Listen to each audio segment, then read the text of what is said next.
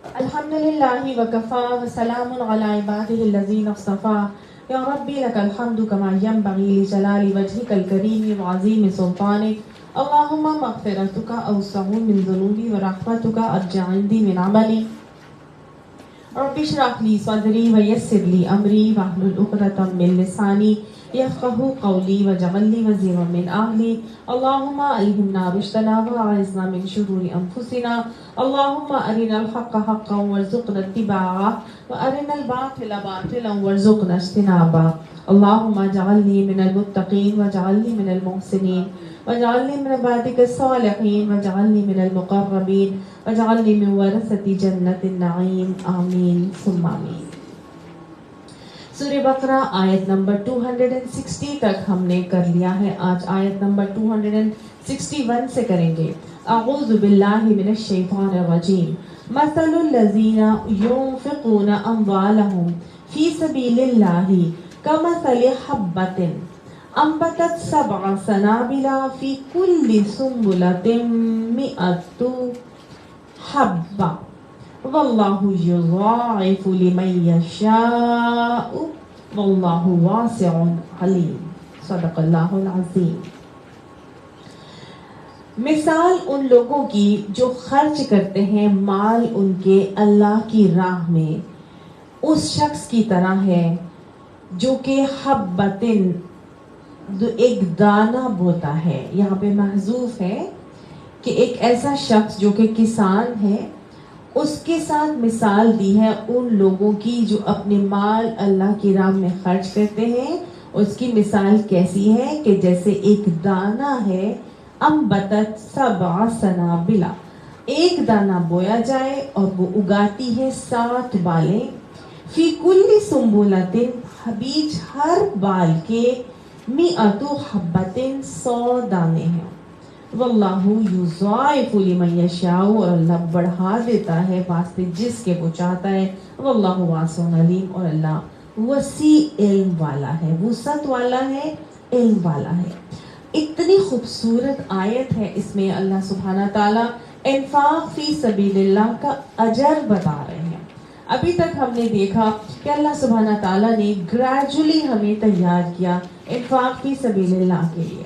سب سے پہلے اللہ تعالیٰ نے ہمیں بتایا تھا کہ نیکی کیا ہے. تو آیت البر میں ہم نے پڑھا تھا کہ اللہ تعالیٰ نے ہمیں بتایا تھا کہ لیس البر ان تولوا وجوہکم قبل المشرق والمغرب، کہ تمہارے لیے نیکی یہ نہیں ہے کہ تم یونی ڈائریکشنل ہو کے یا تو ایک ہی طرف رخ کر کے بس وہی نیکیاں کرتے چلے جاؤ.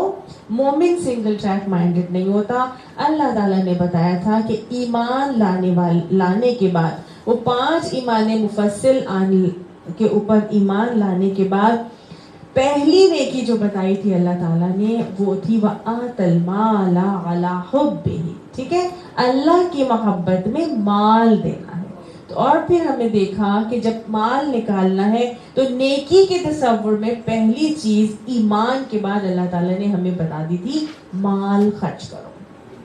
اس کے بعد اللہ تعالیٰ نے بتایا ابھی ہم آج بھی ہم نے اس کا ترجمہ کیا کہ قُلْ مَا يَسْأَلُونَكَ مَاذَا يُنْفِقُونَ، کہ ہم کیا خرچ کریں، کتنا خرچ کریں، تو اللہ کہاں خرچ کریں. تو اللہ نے بتایا تھا قُلْ مَا أَنفَقْتُم مِّن خَيْرٍ، جو بھی بھلائی میں سے مال میں سے تم خرچ کرو گے فَلِلْوَالِدَيْنِ، وہ تمہارے والدین کے لیے ہے، وَالْأَقْرَبِينَ ہے نا، پھر وَالْيَتَامَى وَالْمَسَاكِينَ وَابْنَ السَّبِيلِ، یہ ہم نے پوری مد پڑھی تھی اور ہم نے اس کی بھی تفصیل سے اچھی طرح سے گزر گئے کہ اللہ تعالیٰ نے گریجولی ہم کو تیار کیا تھا کہ سب سے پہلے مال کے حقدار تمہارے سب سے قریبی لوگ ہوں گے، جن میں سب سے پہلا حق والدین کا ہے اور پھر اقربا کا، اور اس کے بعد آگے نکلتے جاؤ یتیموں کو، پھر مسکینوں کو، اور پھر اللہ کی راہ میں آگے خرچ کرو. اب پھر صحابہ نے پوچھا کہ یسألونک ماذا ينفقون، تو اللہ نے دوبارہ ان کو یہ طریقہ بتایا تھا کتنا خرچ کرنا ہے. تو اللہ کا حکم تھا قُلِ الْعَفْوَ، جو ضرورت سے زائد ہے اس کو خرچ کر دو، ہے نا. اللہ نے بتایا ضرورت سے زائد مال کو خرچ کر دو. پھر اللہ تعالیٰ نے اس خرچ کرنے کے لیے مجھے اور آپ کو ایک ریوارڈ بتایا تھا اور یہ کہا تھا یہ مت سمجھنا کہ تم خرچ کرتے ہو تو وہ ختم ہو گیا، بلکہ وہ کیا ہے، وہ تو ایک قرض حسنہ ہے.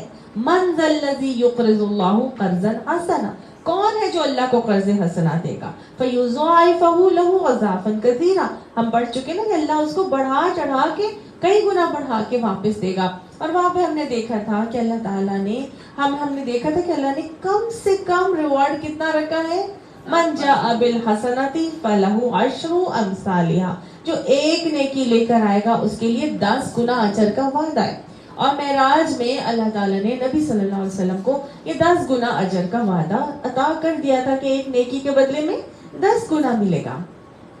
اب یہاں پر اللہ سبحانہ تعالیٰ اپنے جو پہلے بتایا تھا نا، تو فَيُضَاعِفَهُ لَهُ أَضْعَافًا كَثِيرًا، اللہ تعالیٰ جس کے لیے چاہتا ہے اس سے زیادہ بھی کر سکتا ہے. تو کتنا زیادہ ہو سکتا ہے؟ ہم نے دیکھا تھا کہ جہنم کی آگ سے بچو، چاہے کھجور کا ایک ٹکڑا دے کر صحیح.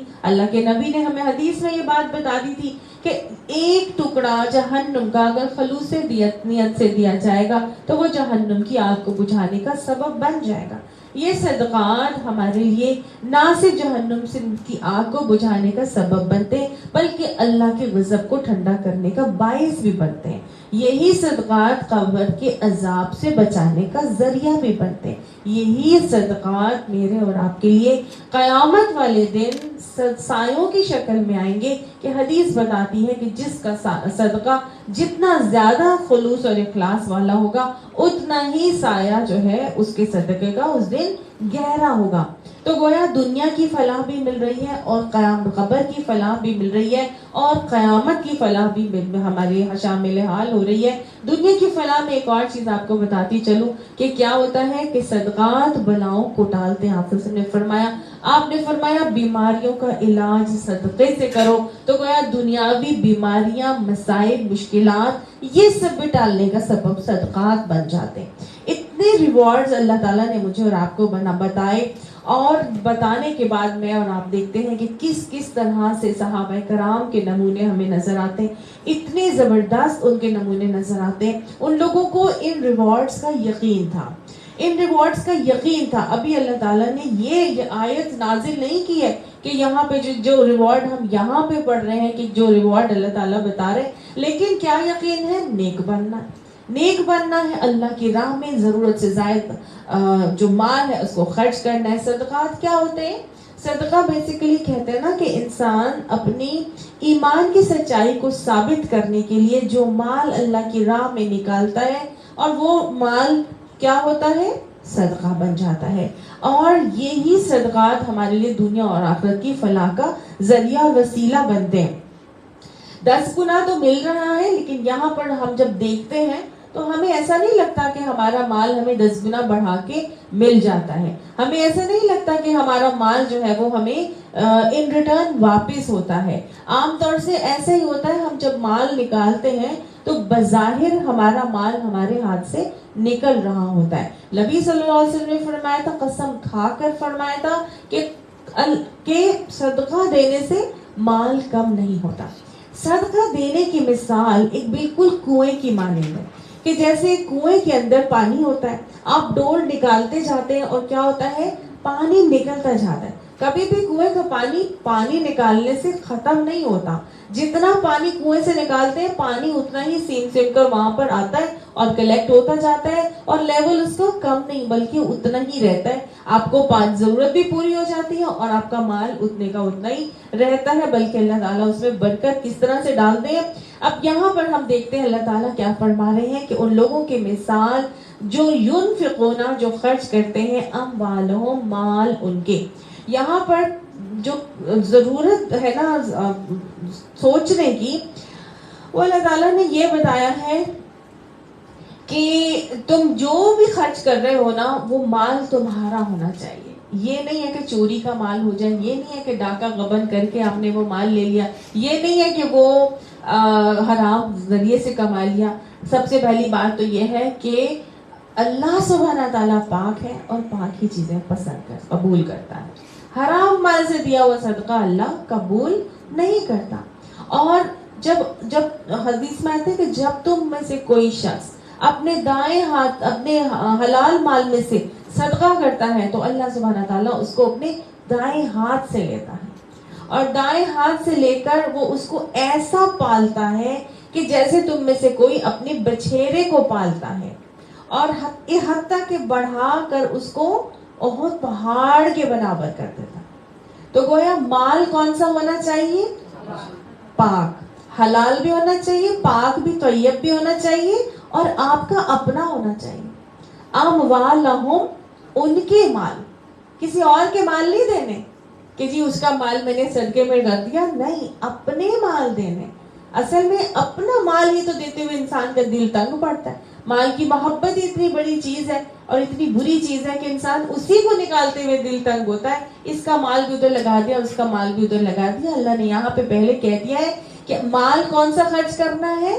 اپنا مال خرچ کرنا. اور اپنا مال خرچ کرنے کے لیے وہ چیزیں جو حلال ہونی بھی ضروری ہے، طیب بھی ہونی ضروری ہے، پاکیزہ مال ہے وہ خرچ کرنا ہے. کہاں خرچ کرنا ہے؟ فی سبیل اللہ، اللہ کی راہ میں. اللہ کو دے رہے ہو تو تم غلط حرام مال دو گے؟ نہیں. جب اللہ کی راہ میں دے رہے ہو، فی سبیل اللہ سے مراد 2-3 باتیں آتی ہیں. ایک تو یہ ہے کہ سبیل کہتے ہیں راستے کو، اور سبیل اللہ وہ ہے راستہ جو اللہ کا بتایا ہوا راستہ ہے، جو شریعت کا بتایا ہوا طریقہ ہے. ٹھیک ہے؟ تو گویا مال کو لگانا ہے تو کہاں لگانا ہے؟ اللہ کے راستے میں، شریعت کے بتائے ہوئے طریقے کے مطابق خرچ کرنا ہے. یہ نہیں ہے کہ مہندی اور رنگولیوں کے فنکشنز جو ہے وہ سیلیبریٹ کر رہے ہیں اور منعقد کیے جا رہے ہیں. یہ نہیں ہے کہ بڑے بڑے کانسرٹس منعقد کرنے کے لیے مال لگایا جا رہا ہے. ٹھیک سمجھ آ گئی نا؟ یعنی کہ غیر شرعی کاموں میں مال نہیں لگایا جائے گا، شریعت کے بتائے ہوئے طریقوں کے مطابق لگایا جائے گا. فی سبیل اللہ میں وہ بات. دوسری بات یہ ہے کہ سبیل راستے کو کہتے ہیں، اور یہ اللہ کا راستہ ہے. اور راستہ وہ چیز ہوتی ہے جو 2 چیزوں کو، 2 جگہوں کو، 2 لوگوں کو ملانے کا سبب بنتی ہے. تو یہ تو وہ راستہ ہے جو بندے کو اللہ سے ملانے کا سبب بنتا ہے. ٹھیک ہے؟ یہ تو اللہ کی محبت کو پانے کا سبب بنتا ہے. تو ہر وہ مال جو شریعت کے مطابق طریقے کے مطابق لگایا جائے گا، وہ اللہ کی محبت کو پانے کا ذریعہ اور وسیلہ بن جاتا ہے. اور جب انسان اللہ کی محبت کو پانے کے لیے اپنا مال لگائے گا تو انشاءاللہ کبھی غلط جگہ پہ وہ لگائے گا ہی نہیں، کیونکہ وہ تو بیسیکلی اللہ کی محبت چاہتا ہے. وہ تو بیسیکلی مومن بندہ اللہ کی رضا چاہتا ہے. تو کوئی بھی خلاف شریعت کام وہ نہیں کرے گا، بلکہ اپنے مال کو اللہ کی محبت کو حاصل کرنے کا ذریعہ اور وسیلہ بنائے گا. آپ صلی اللہ علیہ وسلم کے پاس غریب لوگ آئے اور انہوں نے آ کے کہا کہ یا رسول اللہ صلی اللہ علیہ وسلم، امیروں کو تو اللہ تعالیٰ نے اتنا مال دیا ہے کہ وہ اللہ کی راہ میں لگاتے اور اللہ کی محبت کو پانے کا ذریعہ بھی بنا لیتے ہیں، تو ہمارے پاس تو مال ہی نہیں ہے، تو ہم کیا کریں، ہم کیسے اس اجر کو سمیٹیں؟ تو آپ صلی اللہ علیہ وسلم نے ان کو کیا طریقہ بتایا تھا؟ آپ صلی اللہ علیہ وسلم نے ان کو تسبیح فاطمہ بتا دی. میں تمہیں بتاؤں ایک عمل کہ اگر تم وہ کرو تو تمہیں اتنا ہی اجر ملے گا جو امیروں کو مال خرچ کرنے پر ملتا ہے. تو انہوں نے کہا یا رسول اللہ ضرور بتائیں. آپ صلی اللہ علیہ وسلم نے کہا 33 مرتبہ سبحان اللہ پڑھا کرو، 33 مرتبہ الحمدللہ اور 34 مرتبہ اللہ اکبر پڑھ لیا کرو، تمہیں بھی اتنا ہی اجر مل جائے گا. سبحان اللہ. اب جو صحابہ کرام تھے جن کو اللہ نے مال و دولت کی نعمت سے نوازا تھا، جب ان کو یہ بات پتہ چلی تو انہوں نے بھی یہ تسبیح پڑھنا شروع کر دی. اب غریب جو ہے پھر نبی صلی اللہ علیہ وسلم کے پاس ہے اور آ کے انہوں نے کہا یا رسول اللہ یہ تسبیح تو اب ان کو بھی پتہ چل گئی، وہ بھی پڑھ رہے ہیں.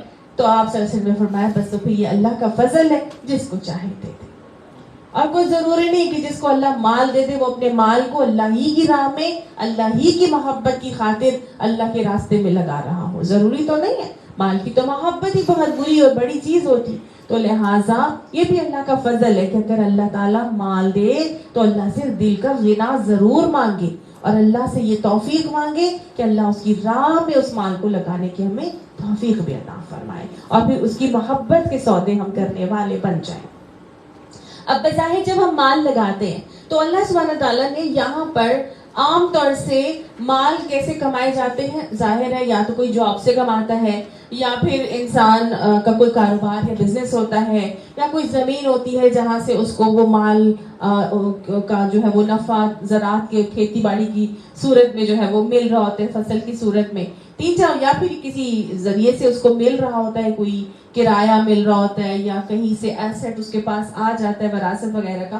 تو جو بھی تمہارا مال ہے وہ حلال ہے, اس کو اللہ کی راہ میں جب تم لگاتے ہو تو کیا ہوگا, دنیا میں اگر ہم کسی جگہ پہ اپنا پیسہ انویسٹ کرتے ہیں تو ہم اس کا فوراً ریٹرن مانگتے ہیں, ہم کہتے ہیں ہمیں اس کا کوئی نہ کوئی پروفٹ ملے, نظر آئے ہم نے یہ لگایا ہمیں ملتا ہے. مثال کے طور پہ میں آپ کو پیسے دیتی ہوں, آپ کو میں پیسے دیتی ہوں, تو میں کم سے کم ضرور یہ ایکسپیکٹ کروں گی کہ آپ مجھے شکریہ ادا کریں گی, ریٹرن مانگوں گی نا, کم سے کم بھی میں شکریہ کے بول ضرور مانگوں گی, ہے نا, چاہوں گی.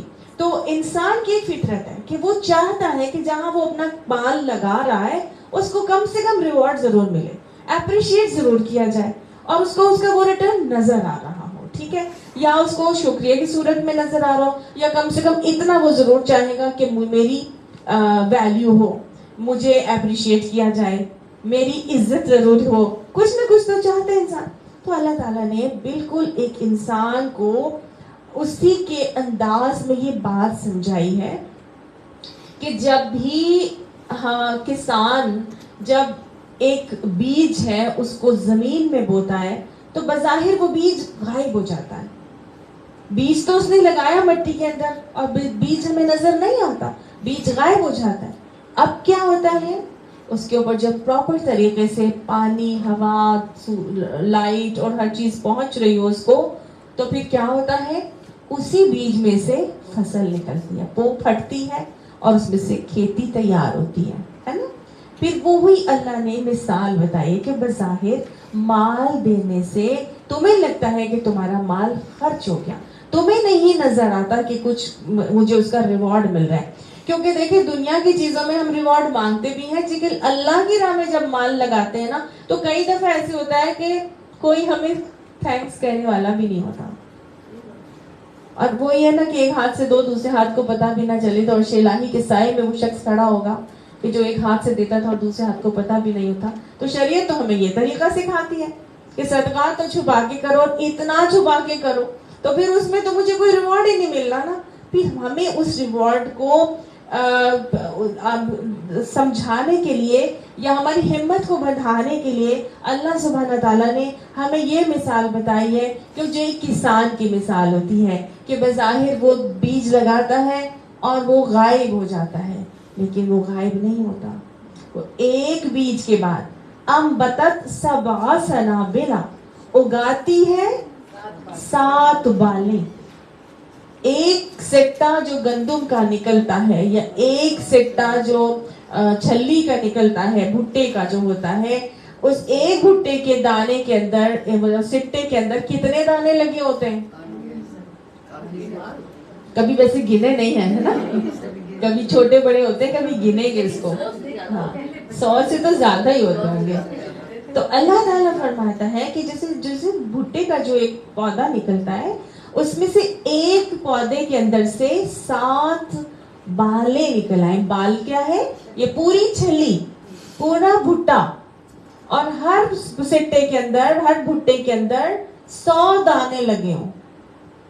ایک دانہ بظاہر بھٹے کا دبویا تھا, اور اس کے بعد کتنے نکلے؟ 7 بالیں نکل آئیں, اور ہر بال میں 100 دانے, ایک دانے کے بدلے میں 700 دانے نکل آئے. ٹھیک ہے نا. تو گویا یہ ریوارڈ اللہ نے مجھے اور آپ کو بتایا کہ 1 روپیہ بھی اگر اللہ کی راہ میں پورے اخلاص کے ساتھ اس انداز میں تم خرچ کرو گے تو یہ مت سمجھنا کہ وہ غائب ہو گیا. یہ پہلی بات تو یہ کہ اللہ کو قرض ہے جو ہم نے دیا ہے, یہ قرض حسنہ ہے, اللہ نے لوٹانا ہی لوٹانا ہے. اور یہ کب لوٹانا تھا اللہ نے قرض حسنہ؟ اس وقت قیامت میں جب آخرت کی کرنسی ہمیں چاہیے ہوگی, وہ تو قرض حسنہ اللہ تب لوٹائے گا. لیکن دنیا میں اللہ کہہ رہا ہے کتنا لوٹاؤں گا؟ 700. اگر صحیح انداز میں پورے اخلاص کے ساتھ لگایا جائے گا تو پھر اللہ کی راہ میں مال تو ایک کے بدلے بنجا بالحسنتی فلہ عشر امثالہا کی بجائے اللہ کتنے ریوارڈ کا وعدہ کر رہا ہے؟ 700 گنا کا وعدہ. اور یہ 700 گنا جو ہے یہ ملٹیپلائی کر دیں 700 کو رمضان المبارک میں، تو رمضان المبارک میں ایک نیکی کے بدلے کا ثواب 70 نیکیوں کے بدلے ملتا ہے. 10 گنا نہیں ملتا، 70 گنا ملتا ہے. تو جب 70 کو 700 ٹائمز آپ ملٹیپلائی کر دیں گے تو رمضان المبارک میں اگر اللہ کی راہ میں ہم مال لگائیں گے تو کتنا ملے گا؟ 49,000. اور حدیث سے ہمیں پتا چلتا ہے کہ اگر ایک انسان قتال میں جہاد فی سبیل اللہ کے لیے مال لگاتا ہے تو اس کو 700 گنا اجر ملتا ہے، ریوارڈ ملتا ہے ان ریٹرن. لیکن اگر وہ خود جاتا بھی ہے اور مال بھی لگاتا ہے کسی بھی جہاد میں، اس میں صرف اور صرف وہ نہیں ہے جو باؤنڈریز پہ لڑنے کے لیے جاتے ہیں، ساری زندگی میں آپ اگر کوئی جہاد کا کام کر رہے ہیں، خود بھی پرسنلی کر رہے ہیں اور اس میں مال بھی لگا رہے ہیں، تو اس میں 7 لاکھ کا حدیث میں وعدہ دیا گیا ہے. سبحان اللہ. اللہ تعالیٰ فرمائے جی جہاد بالنفس بھی شامل ہے، جہاد بالمال، جہاد بالقلم، جہاد باللسان. آپ جہاد پوری اپنی جو باڈی کے ساتھ جو آپ جا رہے ہیں خدمت خلق کرنے کے لیے، آپ وہ بھی تو جہاد ہی کر رہے ہیں. ہر چیز ہی جہاد ہے آج کل. تو آج تو ہمیں باؤنڈری پر لڑنے تو جانا ہی نہیں، فل ٹائم بیٹھ کے ہم جہاد کر رہے ہیں اپنی اولاد کو غلط طریقے سے طرف جانے سے روکنے کے لیے. فل ٹائم جو ان کے پہرے داری کر رہے ہیں، ان کو ان کے اوپر نظر رکھے ہوئے ہیں، ان کو غلط صحبتوں سے بچانے کے لیے ہم اپنی ایفرٹس لگا رہے ہیں. یہ سب کیا ہے؟ جہاد. اور اس کے اندر جو مال بھی لگا رہے ہیں کہ وہ اس طرف نہ جائیں بلکہ یہ اچھی جگہوں پر جائیں، تو انشاءاللہ اللہ سبحانہ تعالیٰ حدیث کے مطابق 7 لاکھ گنا کا بھی اجر کا وعدہ ہمیں فرماتے ہیں. یہ آپ دنیا کا بتا رہی ہیں؟ یہ میں دنیا کا بتا رہی ہوں. فی کل سنبلۃ مئۃ حبہ، بیچ ہر بالی کے 100 دانے. واللہ یضاعف لمن یشاء، اور اللہ وہ بڑھا دیتا ہے واسطے جس کے وہ چاہتا ہے. گویا اللہ نے یہاں پہ تو حد ہی نہیں بتائی، یہاں پہ اللہ نے کوئی لمٹ نہیں بتائی. 10 گنا، 700 گنا. پھر میں نے آپ کو رمضان المبارک کا 49,000 کا ٹائمز بتایا، پھر اس کے بعد 7 لاکھ گنا، اور اس کے بعد یضاعف لمن یشاء. جتنا جس کا نیت ہوگی، جتنا جس کا اخلاص ہوگا، جتنی جس کی قربانی ہوگی، اللہ تعالیٰ اتنا ہی اس کو اجر کا وعدہ بڑھا چڑھا کے دیں گے. حدیث میں آتا ہے کہ ایک شخص نے نکیل والی اونٹنی خیرات کی تو آپ نے فرمایا یہ قیامت کے دن 700 نکیل والی اونٹنیاں پائے گا. اللہ کی راہ میں ایک نکیل والی اونٹنی دی تھی تو 700 نکیل والی اونٹنی پائے گا. فرضی صدقات کے بارے میں آتا ہے کہ نفلی؟ یہ نفل صدقے کے بارے میں ہے. یہ نفل صدقے کے بارے میں ہے، یہ فرض صدقے کے بارے میں نہیں ہے. ٹھیک ہے؟ صدقہ فرض زکوٰۃ کو کہتے ہیں. فرض صدقہ زکوٰۃ کو کہا جاتا ہے، یہ نفل صدقے کے بارے میں ہے. اب دیکھیں اگلے 2 رکوعات میں اللہ سبحانہ تعالیٰ اسلامی معاشرے کے جو معاشرتی نظام ہوتا ہے اس کا ایک ڈھانچہ بتا رہے ہیں، اور یہ ہمیں سمجھا رہے ہیں کہ انفاق فی سبیل اللہ کی کتنی اہمیت اور ویلیو ہے. کیونکہ جس معاشرے کے اندر انفاق فی سبیل اللہ جڑ نہیں پکڑتا وہاں پہ معاشرہ پنپتا نہیں ہے، پھولتا نہیں ہے، پھلتا نہیں ہے. یہ انفاق فی سبیل اللہ کسی بھی معاشرے کی بنیاد اور اساس ہے، بیسک چیز ہے. یہ سرکولیشن آف ویلتھ چاہتے ہیں اللہ سبحانہ تعالیٰ. اللہ نہیں چاہتے کہ مال امیروں کا مال امیروں کے پاس رہے اور غریب بیچارے مفلس اور نادار رہے. اللہ تعالیٰ نے جو مال آپ کو دیا ہے آپ کی ضرورت سے زائد ہے تو وہ کس کا ہے؟ آپ کا تو وہ ہے ہی نہیں. اسی لیے تو حکم تھا کہ قل العفو، خرچ کرو جو تمہاری ضرورت سے زیادہ ہے. تو گویا جو مال اللہ مجھے میری ضرورت سے زیادہ دے رہا ہے وہ میرا نہیں ہے، وہ کس کا ہے؟ دوسروں کا ہے اور میں نے اب اس کو اللہ کی راہ میں خرچ کرنے کے لیے دیکھنا ہے کہ میں کہاں کہاں اس کو اب خرچ کرنا ہے اور کہاں کہاں اس کی ضرورت والے لوگ موجود ہیں اور وہاں پر میں ان کو خرچ کر دوں. یہ ریوارڈ صحابہ کرام کو معلوم تھے. حضرت عثمان غنی کا معاملہ دیکھ لیجئے. مسلمان مدینہ آئے ہیں اور مدینہ میں پانی کی قلت ہے اور پانی میسر نہیں ہے. بیر روما ایک کنواں تھا جو کہ یہودی کا تھا اور آپ حضرت عثمان کے پاس پیسے تھے, مال تھا, اس زمانے میں بھی بہت امیر تھے وہ. تو انہوں نے کیا کیا کہ 12,000 روپے میں یہودی سے کنویں کا ڈیل کر لی. 20,000 کا کنواں تھا, 10,000 میں ڈیل ہونی چاہیے تھی کہ ایک دن میرا کنواں ایک دن تمہارا. لیکن یہودی نے کیا کہا, مال کے تو لالچی اور حریص ہوتے ہیں, انہوں نے کہا نہیں 12,000 کا دوں گا, آدھا کنواں 20,000 کا ٹوٹل ہے لیکن 12,000 کا لے لو, ایک دن تمہارا پانی کا ایک دن ہمارا. چلو صحیح ہے. انہوں نے کہا ٹھیک ہے. کیا کیا, وہ ایک دن جو مسلمانوں کا پانی لینے کا ہوتا تھا وہ سارے مسلمان آ کے اتنا پانی لے جایا کرتے تھے کہ نیکسٹ ڈے اس کا کوئی پانی خریدنے آتا ہی نہیں تھا.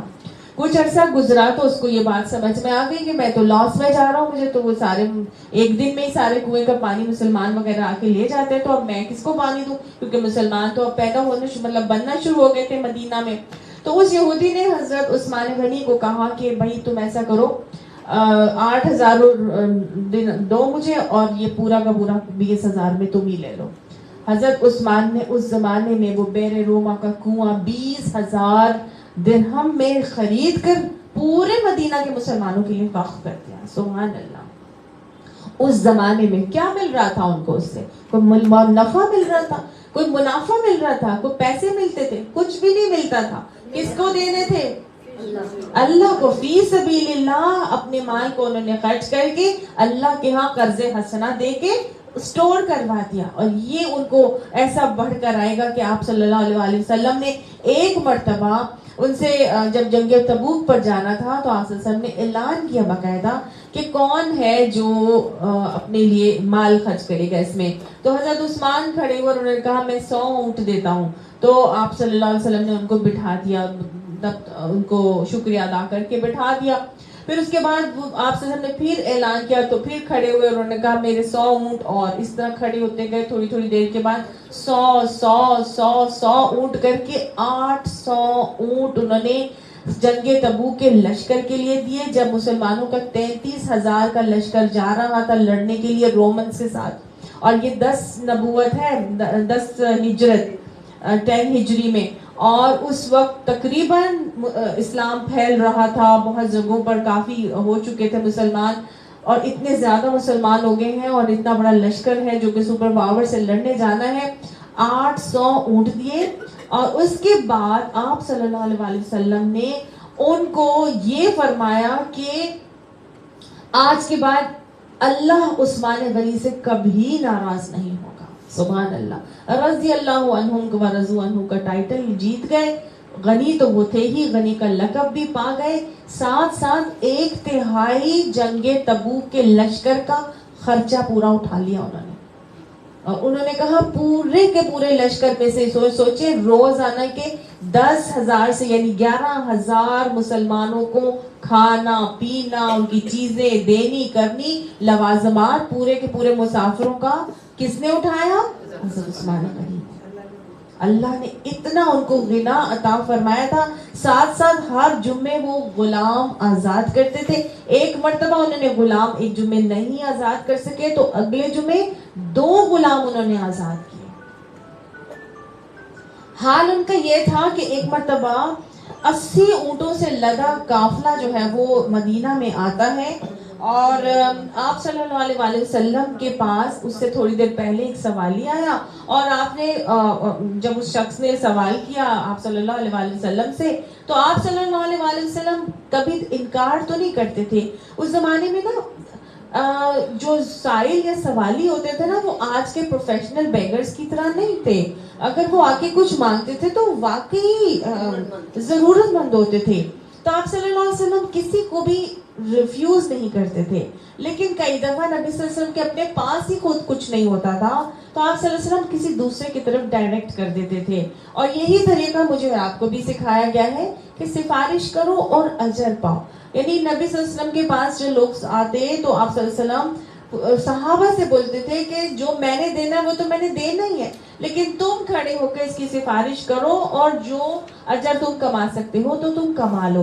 اینی ویز نبی صلی اللہ علیہ وسلم نے اس شخص کو ڈائریکٹ کر دیا حضرت عثمان غنی کی طرف کہ بھائی میرے پاس نہیں, تم ایسا کرو عثمان کی طرف چلے جاؤ اور وہاں سے شاید تمہیں کچھ مل جائے. وہ جب گیا حضرت عثمان غنی کے گھر پہ تو وہاں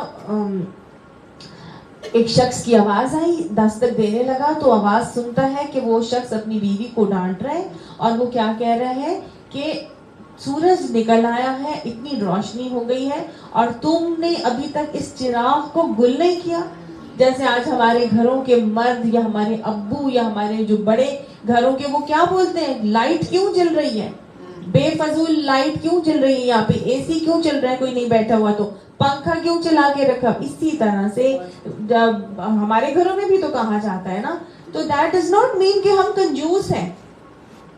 یہ ضائع ہونے سے بچانے کا ایک طریقہ ہے اور اسراف اور تبذیر سے بچنے کا رویہ ہے اور اسلام کا ایک پسندیدہ عمل ہے, جس پر وہ اپنی بیوی کو ڈانٹ رہے تھے کہ جب سورج کی روشنی ہے تو چراغ ابھی تک گل کیوں نہیں کیا. تو یہ شخص جو حاجت مند تھا یہ بڑا حیران ہوا اور یہ واپس پلٹنے لگا. اس نے کہا, دل میں سوچا اتنا کنجوس آدمی اپنی بیوی کو صرف چراغ نہ گل کرنے پر ڈانٹ رہا ہے, یہ بھلا مجھے کیا دے گا. لیکن پھر واپس پلٹ کے آیا کہ نہیں, رسول اللہ صلی اللہ علیہ وسلم نے بھیجا ہے تو میں نے کسی وجہ سے بھیجا ہوگا, میں جاتا ہوں. وہ گیا اور اس نے جا کے جب دروازہ کھٹکھٹانے ہی لگا تھا کہ عثمان باہر نکل آئے, گلے میں ہاتھ ڈال کے پیار محبت سے باتیں کرتے ہوئے, بھائی خیریت تھی, کسی کام سے آئے, کیا وجہ تھی. تو اس نے بولا کہ بھائی میں آیا تو اپنی ایک سوال لے کر تھا, تو ایک دم سے جب یہ بول ہی رہا تھا کہ وہ 80 اونٹوں پر لدا قافلہ جو ہے وہ مدینہ میں داخل ہوا. ایک آدمی بھاگتا ہوا آیا, عثمان بڑا نفع ہوا ہے, بڑا فائدہ ہوا ہے. تو آگے سے کہنے لگے کہ اچھا. وہ جب آیا بندہ پاس آیا تو وہ اونٹ کی نکیل اس سوالی کے ہاتھ میں پکڑا کے کہتے ہیں کہ بھائی یہ لو اور یہ لے جاؤ, سارا قافلہ تمہارا ہو گیا.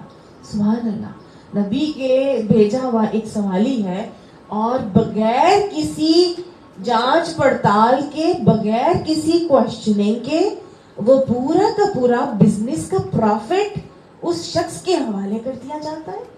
یہ غنا تھی ان کی. آج ہم 4 لوگوں کی مدد کر دیتے ہیں تو ہمارے دلوں میں وہ چیز آ جاتی ہے, ہاں یہ پتہ نہیں غلط تو نہیں دے دیا, پتہ نہیں غلط جگہ تو نہیں چلا گیا, پتہ نہیں وہاں دینا بھی چاہیے تھا کہ نہیں دینا چاہیے تھا, پتہ نہیں وہ ضرورت مند تھا کہ نہیں تھا, ہے نا. یہاں کچھ نہیں پوچھا جا رہا. کس کے لیے سودے ہو رہے؟ اللہ کے لیے. جس رب کے لیے دیا ہے اس کو پتہ ہے آپ کی نیت. تو اس لیے مت سوچیں, مت اس پر دماغ لگائیں کہ پتہ نہیں قبول ہوگا کہ نہیں ہوگا. جس رب کے لیے دے رہے وہ بیٹھا ہے قبول کرنے کے لیے, وہ قبول کر لے گا. اس نے ہمارے طریقے اور رویے اور نیت کو دیکھنا ہے, اور جب ہم اس پوری نیت سے کرتے ہیں تو اللہ تعالیٰ پھر اسی طرح سے بڑھا چڑھا کے 700 گنا اجر دینے کا وعدہ کرتا ہے. حضرت ابو بکر ہیں, خوب بڑھا چڑھا کے دیتے ہیں. حضرت ابو دردہ, آپ کو میں نے بتایا تھا کس طرح وہ بھی اپنا پورا سامان ٹرانسفر کروا رہے تھے. اور حضرت حضرت عبد الرحمن بن عوف کے بارے میں تو میں آپ کو بتاؤں کہ حضرت عبد الرحمن بن عوف بھی مکہ کے بہت بڑے تاجروں میں سے ایک تاجر تھے. جیسے آج ہمارے یہاں ڈپارٹمنٹل سٹورز بہت بڑے بڑے 1-2 ہی ہیں جو سب کو معلوم ہے ان کا نام. تو کیا ہے, ان کی بڑی بڑی چینز ہیں, کوئی یہاں پہ ڈیفرنٹ سٹورز بنائے ہوئے. اسی طرح سے حضرت عثمان اور حضرت عبد الرحمن بن عوف یہ بھی پورے کے پورے ڈپارٹمنٹل سٹورز کے مالک تھے اس زمانے کے. ٹھیک ہے, تو حضرت عبد الرحمن بن عوف ایسے تاجر تھے جن کے جو گندم, گھی, کپڑا, خوشبو, غرض کے تمام چیزوں کا کاروبار کرتے تھے. تو وہ ایک ڈپارٹمنٹل سٹور تھا ان کا اس زمانے میں. آپ صلی اللہ علیہ وسلم نے ان کے حق میں دعا بھی کی تھی اور یہ باقاعدہ طور پر نبی کے دور میں فتوے دیا کرتے تھے. سبحان اللہ, اس قدر ان کا درجہ بلند ہوا تھا کہ نبی صلی اللہ علیہ وآلہ وسلم نے جب تبوک کے سفر میں واپسی کے غالباً حضرت عبد الرحمن بن عوف کی اقتدا میں ایک رکعت نماز بھی پڑھی تھی. سبحان اللہ. نبی صلی اللہ علیہ وسلم وضو کے لیے گئے ہوئے تھے, نماز کا ٹائم ہو گیا تھا, آپ ابھی آئے نہیں تھے کہ انہوں نے نماز شروع کروا دی تھی. نماز پڑھتے ہوئے جب نبی صلی اللہ علیہ وآلہ وسلم وہاں پر پہنچے تو ان کی اقتدا میں کھڑے ہو کے نبی صلی اللہ علیہ وسلم نے نماز پڑھی. صحابہ بڑے ناراض ہوئے کہ بھئی نبی کے ہوتے ہوئے انہوں نے کیوں نماز پڑھا دی. تو ظاہر ہے ان کی لاجک تو یہی تھی کہ جی ٹائم ختم ہو رہا تھا تو ہم نہیں چاہتے تھے کہ ہماری نماز ضائع ہو جائے. تو نبی صلی اللہ علیہ وآلہ وسلم نے ان کے لیے فرمایا کہ ہر نبی نے اپنی امت کے ایک صالح شخص کی اقتدا میں نماز, مطلب کسی نبی کا کبھی انتقال نہیں ہوا جب تک کہ اس نبی نے اپنی امت کے ایک صالح شخص کی اقتدا میں نماز نہ پڑھی ہو. ان کو وہ درجہ حاصل ہوا. سبحان اللہ. حضرت عبد الرحمن بن عوف کو ان کو عشرہ مبشرہ میں بھی شامل کیا نبی صلی اللہ علیہ وسلم نے, یعنی کہ زندگی میں ان کو جنت کی خوشخبری دی تھی. اور انہوں نے حضرت ابو بکر صدیق کے 2 دن کے بعد اسلام قبول کیا تھا. یہ ابو بکر صدیق کے بہت ہی اچھے دوست اور ساتھی تھے. اور پھر اس کے بعد نبی صلی اللہ علیہ وآلہ وسلم نے ان کے لیے فرمایا تھا کہ عبد الرحمن بن عوف جنت میں اچھلتے ہوئے داخل ہوگا. تو ایک مرتبہ حضور صلی اللہ علیہ وسلم کا وصال ہو چکا تھا. حضرت عائشہ وہیں پر موجود تھی کہ مدینہ کی زمین ہلنے لگی. تو حضرت عائشہ نے پوچھا کہ کیا کوئی زلزلہ آ رہا ہے. تو صحابی نے کسی نے بتایا کہ نہیں, یہ ایک غلام نے بتایا کہ عبد الرحمن بن عوف کا 700 اونٹوں پر مشتمل قافلہ مدینہ میں داخل ہوا ہے, اس کی وجہ سے مدینہ کی زمین ہل رہی ہے. ہاں جی, اس کی دھمک سے. تو کہتی ہیں اچھا میں نے تو سنا تھا نبی صلی اللہ علیہ وآلہ وسلم کی زبان مبارک سے کہ عبد الرحمن بن عوف جنت میں اچھلتے ہوئے داخل ہوگا. بس یہ بات ان کی منہ سے نکلی کہ ادھر سے ادھر, ادھر سے ادھر پہنچتی حضرت عبد الرحمن بن عوف کے کانوں میں پڑ گئی. ہاں جی, جب وہاں پر پہنچی تو حضرت عبد الرحمن بن عوف دوڑے آئے اور آگے کہنے لگے کہ اماں یہ میں نے کیا سنا ہے, کیا آپ نے واقعی نبی صلی اللہ علیہ وسلم کی زبان مبارک سے میرے بارے میں یہ خوشخبری سنی ہے. تو انہوں نے کہا کہ ہاں میں نے واقعی میں یہی تمہارے بارے میں سنا ہے, آپ سب کو فرماتے. تو کہنے لگے کہ اماں جی گواہ رہیے گا, یہ سارے کا سارا قافلہ میرے مدینہ کے لوگوں میں ڈسٹریبیوٹ کر دیا. سبحان اللہ. اسی طرح ایک اور مرتبہ مدینہ میں قحط تھا اور وہاں پر بہت زیادہ آئے, حضرت عثمان کا قافلہ آ گیا اور بہت زیادہ مال اسباب لے کر آیا. سارے کے سارے تاجر پہنچ گئے اور آ کے کہنے لگے کہ عثمان آپ ہمیں اس کے 2 ٹائمز دے لے, ہم دوگنا آپ کو مال دیتے ہیں اور آپ ہمیں یہ چیز دے دیں. ایک نے کہا 3 گنا دیتے ہیں, آپ ہمیں دے دیں. کہتے ہیں نہیں کوئی ہے جو مجھ سے 10 گنا اس کا دے گا. تو کہنے لگے کہ نہیں 10 گنا کون دے گا, ہم آپ کو 3 گنا دینے کے لیے تیار ہیں میکسیمم. ہم 10 گنا دیں گے تو خریدے گا, ہم سے کون خریدے گا آگے. تو کہنے لگے اچھا ٹھیک ہے. جب سارے تاجر بول کے خاموش ہو گئے تو کہنے لگے کہ اچھا جاؤ, کہ اپنے غلام کو کہا جاؤ اور جا کے اس کو مدینہ کے سارے لوگوں میں ڈسٹریبیوٹ کر دو. سارے تاجر حیران ہو گئے, کہنے لگے عثمان یہ کیا, ہم آپ کو دگنا دینے کے لیے تیار تھے, ہم آپ کو 3 گنا دینے کے لیے تیار تھے, لیکن آپ نے بغیر کسی فائدے کے اور نفع کے آپ نے یہ سارے لوگوں میں ایسے ہی ڈسٹریبیوٹ کر دیا. تو کہنے لگے تاجر ہوں, گھاٹے کا سودا نہیں کرتا, کم سے کم 10 گنا کے نفع کے اوپر سودا کیا ہے. اور پھر اللہ نے کتنا اجر کا سودا کیا ہے یہاں بتایا ہے 700. اور اس کے بعد یضاعفہ لمن یشاء, اللہ تعالیٰ جتنا جس کے لیے چاہے گا اس کو بڑھا دے گا. حضرت عبد الرحمن بن عوف نے پھر ایک مرتبہ کیا کیا کہ 40,000 دینار پر اپنی زمین فروخت کی اور سارے کے سارا جو ہے وہ آگے انہوں نے دے دیا, دین کے لیے وہ دے دیا.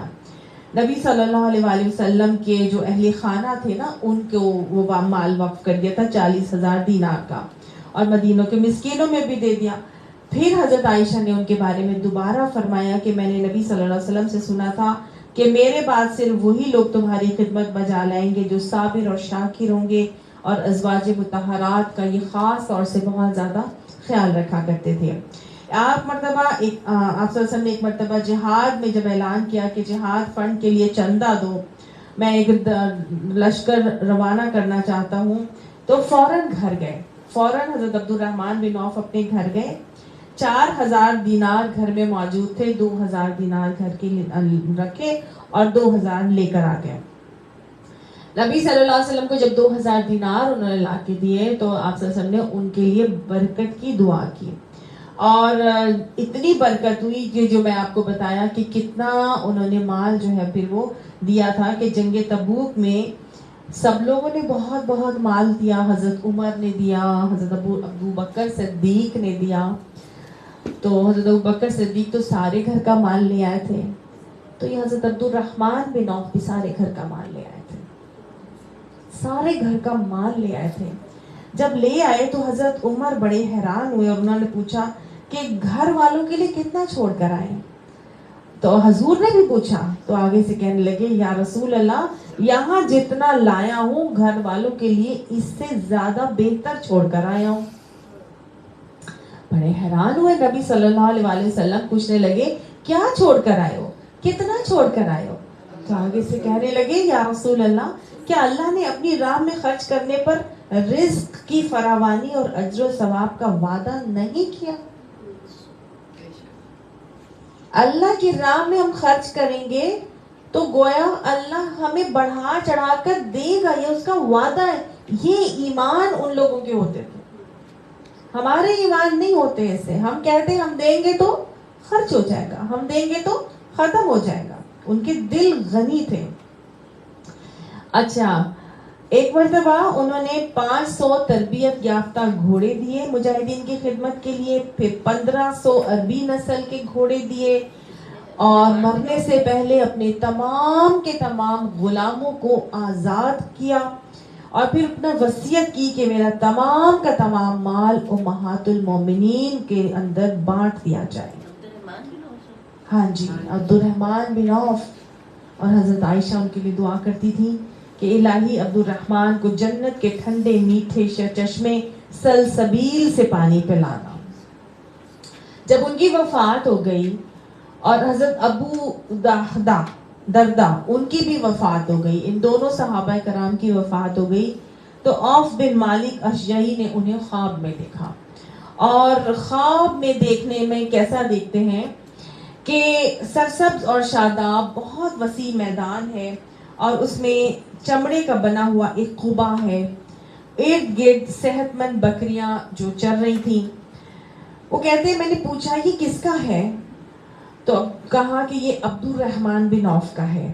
اتنے میں عبد الرحمن بن عوف اس قبے سے نمودار ہوئے اور فرمایا کہ اے ابن مالک, یہ سب کچھ ہمیں اللہ نے قرآن پر عمل کی وجہ سے عطا کیا ہے. سبحان اللہ.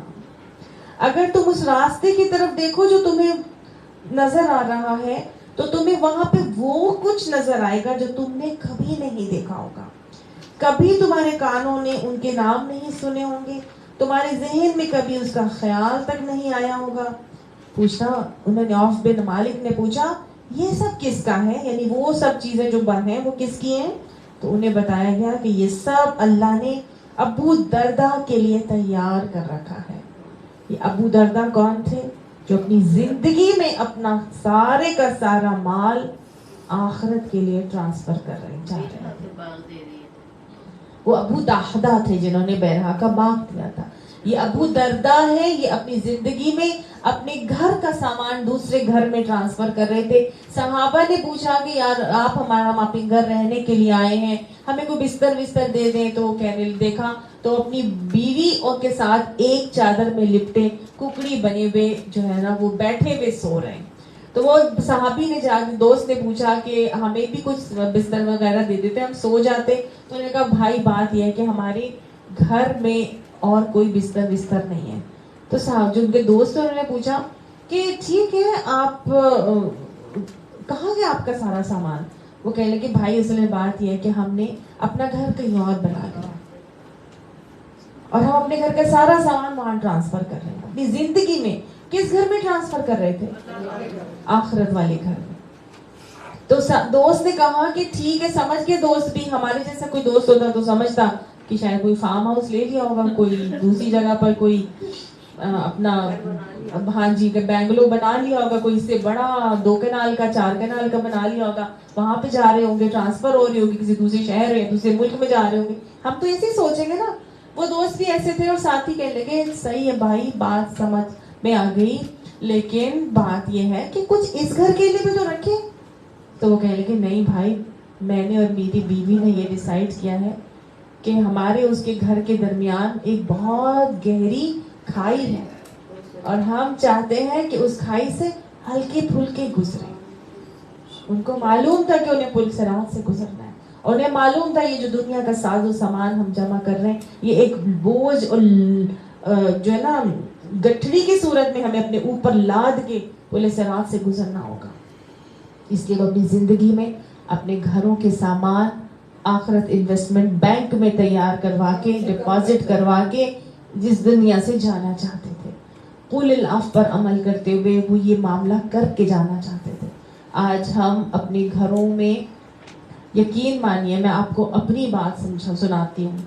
ابھی 6 مہینے پہلے میرے بیٹے کی شادی ہوئی. میں نے ساری الماریاں خالی کی, ظاہر ہے اوپر نیچے ادھر ادھر سب دینا تھا, کرنا, خالی بھی کرنی تھی. بہت سامان, بچوں کے کپڑے بڑے, یہ وہ سب بہت کچھ نکال کے دے دیا. اور اپنی الماری جو تھی نا وہ میری, مجھے ہوا کہ یہ والی میری الماری بھی تقریباً وہی جو ضرورت کی چیزیں ہیں وہی ہیں, باقی کچھ نہیں ہے. And I was very much satisfied کہ میرے پاس کوئی زیادہ نہیں ہے. کچھ چیزیں ایسی تھیں جو میں نے رکھی تھیں کہ جی کوئی ضرورت مند ایک دم سے آ جاتا ہے تو آپ اس کو دے دیتے ہیں کہ نہ نہیں کرنی. تو کوئی سفید پوش لوگ بھی ہوتے ہیں, انسان ان کو فوراً نہ ریفیوز کرنے کے بجائے فوراً سے کچھ نہ کچھ نکال کے دے دیتا ہے. اتفاق سے گھر میں میرے نا دیمک لگ گئی.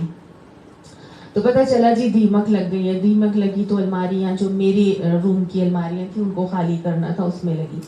جب میں نے وہ الماریاں خالی کی, I was literally shocked to see کہ اتنا سامان, کتنی ہوگی الماریاں, ایک اتنی ہوگی بس, اس کو کہہ لیں بس ایک دیوار کی الماری تھی. And I was literally shocked کہ اتنا سامان. اور میری بہو مجھے کہنے لگی آنٹی اللہ میاں نے آپ کو بڑا اچھا موقع دیا ہے کہ آپ کے پاس کوئی اگر ایسی چیزیں ہیں جو آپ یوز نہیں کرتی تو آپ ان کو نکال دیں. آپ کو سمجھ میں آئی؟ یہ ایک الماری کی بات آپ کو میں بتا رہی ہوں. میں اتنا اللہ کا شکر ادا کر رہی تھی کہ یہ شاید دیمک اسی لیے لگائی گئی تھی کہ یہ بھی نکال دو, اس کو بھی اب نہ رکھو. تو یہ آپ کی اپنی سوچیں ہیں جو آپ نے امپلیمنٹ کرنی ہے. یہ صرف ہم پڑھنے کے لیے نہیں آتے یہاں پر, ہم ان کو عمل پہ لانے کے لیے آتے ہیں. وہ علم جو ہمارے عمل میں ہی نہیں آ رہا تو وہ تو بوجھ بنتا جا رہا ہے. اور میں شکر کر رہی تھی اللہ کا کہ مجھے اپنی زندگی میں وہ نظر آ گئی چیزیں. ابھی آتے ہوئے, نکلتے ہوئے, آتے ہوئے میرے پاس ایک شاپر پڑا تھا جس میں سے ایک چادر تھی جو کہ نقاب والی چادر تھی. مجھے خیال آ رہا ہے کہ پتہ نہیں, مجھے نہیں یاد وہ میں نے کب خریدی تھی, اور وہ نقاب والی چادر تھی اور وہ پڑی تھی. وہ پتہ نہیں کس جگہ سے نکلی تھی, کہاں سے تھی. اور میں سوچ رہی تھی کہ یہ چادر کسی کو کام آ جائے گی نقاب والی. میں چادر نہیں لیتی نقاب والی, جو لیتا ہے میں اس کو دے دوں. تو اس طرح سے جب میں اس کو سارٹ آؤٹ کروں گی, ابھی تو خیر میرے گھر میں وہ چل رہا ہے کام, لیکن آپ نکال لیں اپنے گھر سے وہ چیزیں. جو چیز آپ نہیں استعمال کر رہے وہ آپ کا نہیں ہے, وہ کسی اور کا ہے, وہ اس کو دے دیں. آپ لوگوں کو کہیں سے کسی چیز میں کمی نظر آتی ہے؟ کسی چیز میں آپ کو مجھے دیکھنے سے کہیں کمی نظر آتی ہے؟ جب اللہ دے رہا ہے تو اللہ آگے بھی دے گا. اللہ کا یہ شکر ہے کہ دل میں کوئی وہ نہیں ہے کہ لالچ کی وجہ سے میں نے کچھ رکھا, لیکن بھول جاتا ہے انسان بہت ساری چیزیں, بھول جاتا ہے. اب وہ جو رکھ دیا وہ رکھ دیا, اب وہ پتہ ہی نہیں کہ وہ پڑی ہوئی ہے, وہ چادر پڑی ہوئی ہے. سمجھ میں آ رہی ہے؟ تو گھر میں جا کے اپنے الماریوں کا, اپنے سٹورز کا جائزہ لیں. ہم ورکنگ لوگ تو, میں چونکہ ظاہر ہے سارا دن گھر پہ نہیں ہوتی تو بار بار میں الماریوں کو تو نہیں کھول سکتی, میرے سے ٹائم ہی نہیں ہوتا ہے میرے پاس, میں بھول گئی. تو میں آپ کو صرف یہ بتانا چاہ رہی تھی اپنی مثال دے کر کہ یہ تو ہمارے ساتھ بھی ہر ایک کے ساتھ ہے نا. تو ہم نے صرف پڑھنا نہیں ہے, ہم نے اس کو نکالنا ہے, اور جو چیز نہیں استعمال ہو رہی وہ دے دیں. اللہ اس کے بدلے میں پتہ نہیں کتنی اچھی چیزیں آپ کو اور دے گا انشاءاللہ. تو اللہ کی راہ میں نکالنا ہے. حضرت ابو درداء نکال رہے تھے, اور ان کے لیے کیا تھا؟ ان کے لیے وہ تھا کہ تمہیں وہ جو تم نے کبھی نہیں دیکھا ہوگا, نہ سنا ہوگا, نہ تمہاری کانوں نے کبھی اس کے نام سنے ہوں گے, تمہارے ذہن میں کبھی اس کا خیال تک نہیں آیا ہوگا. پوچھا یہ سب کس کا ہے؟ بتایا گیا یہ سب اللہ نے ابو درداء کے لیے تیار کر رکھا ہے. یہ مال متاع نعمتیں رعنائیاں انہی کے لیے ہیں. کیوں؟ کیونکہ وہ دنیا میں محض آخرت کے لیے ان راحتوں کو اپنے دونوں ہاتھوں اور سینے سے مکمل دھکیلتے تھے. مجھے نہیں چاہیے, لے جاؤ, دے دو کسی کو, مکمل دھکیلتے تھے. تو اللہ نے ان کے لیے وہ سامان تیار کر کے رکھا جو نہ کسی آنکھ نے دیکھا, نہ کسی کان نے سنا, اور نہ کبھی دل نے اس کو محسوس کیا. اس کا مطلب یہ نہیں ہے کہ آپ اللہ کی نعمتوں کو استعمال نہ کریں. جو دیا ہے اللہ نے اس کا اظہار آپ کے انداز سے, آپ کے فزیکل اپیرنس سے نظر آنا چاہیے, لیکن اس میں محبت نہیں ہو, دل نہ گڑا ہو, کسی کو نہ دو, میرا ہی رہے, ایسا نہیں ہونا چاہیے. ٹھیک ہے؟ اچھا جی, تو اللہ نے اب یہاں پہ تسلی دے دی کہ یہ مت سمجھنا کہ تم اللہ کی راہ میں دو گے تو تمہارا مال ختم ہو جائے گا, بلکہ تمہیں اللہ بڑھا چڑھا کے دے گا. اللہ واسع علیم, اور اللہ تعالیٰ تو وسیع علم والا ہے, وسعت والا ہے, علم والا ہے, ہر چیز کا اس کو علم ہے. جو بھی تم اللہ کی راہ میں دو گے اس کو معلوم ہوگا. الذین ينفقون اموالهم فی سبیل اللہ, وہ لوگ جو خرچ کرتے ہیں ان کے مال اللہ کی راہ میں. تو گویا دوبارہ یہاں پہ بتایا دوسروں کے مال خرچ نہیں کرنے, اپنے ہی مال خرچ کرنے. اور مال میں ہر وہ چیز ہے جو آپ کا ایسٹ ہے, وہ ہر چیز ہے جو گاڑی ہے, گھر ہے, کھیت ہے, مویشی ہے, آپ کی جو بھی ایسٹس ہیں جو مال سے آپ خریدتے ہیں, وہ آپ نے جب اللہ کی راہ میں خرچ کرنے ہیں تو پھر ایک طریقہ بتایا جا رہا ہے کہ کیسے خرچ کرنا ہے. ثم لا یتبعون ما انفقوا, کہ پھر جو وہ خرچ کریں اس کے پیچھے کیا نہ کریں, منن, کوئی احسان نہ جتائیں, ولا اذن, اور نہ ہی کوئی تکلیف دیں. یعنی جو لوگ اللہ کی راہ میں مال خرچ کرتے ہیں اور پھر مال خرچ کرنے کے بعد نہ وہ من کرتے ہیں, یعنی احسان بھی نہیں جتاتے, اور نہ ہی اذن, کوئی تکلیف دیتے ہیں. مال خرچ کرنے کے بعد کوئی اذن کیسے کرتا ہے یا احسان کیسے جتاتا ہے؟ مال خرچ کیا اور پھر آگے سے تانے دینا شروع ہو گئے, دیکھو میری وجہ سے تو تم آج اس حال میں پہنچے, میں اگر تمہاری اسکولوں کی فیس نہ دیتی یا تمہارے بچے کو اسکولوں میں نہ پڑھاتی تو تمہارے بچے آج کسی قابل نہ ہوتے. ٹھیک ہے نا؟ اسی طرح سے لوگ جو ہے وہ تکلیف بھی یہ دیتے ہیں کہ ہاں تم جب میرے پاس آئی تھی تو کیا تھی, اور دیکھو اتنا میں نے تمہارے لیے کیا, اتنا میں نے تمہارے لیے کیا, فلاں کیا. یہ احسان جتایا اور پھر تکلیف دے دی, دکھ دے دیا, سب کچھ. اللہ نے کہا جب مال خرچ کرو گے تو نہ احسان جتانا نہ دکھ دینا. دیکھیں یہ کیسے ہوتا ہے.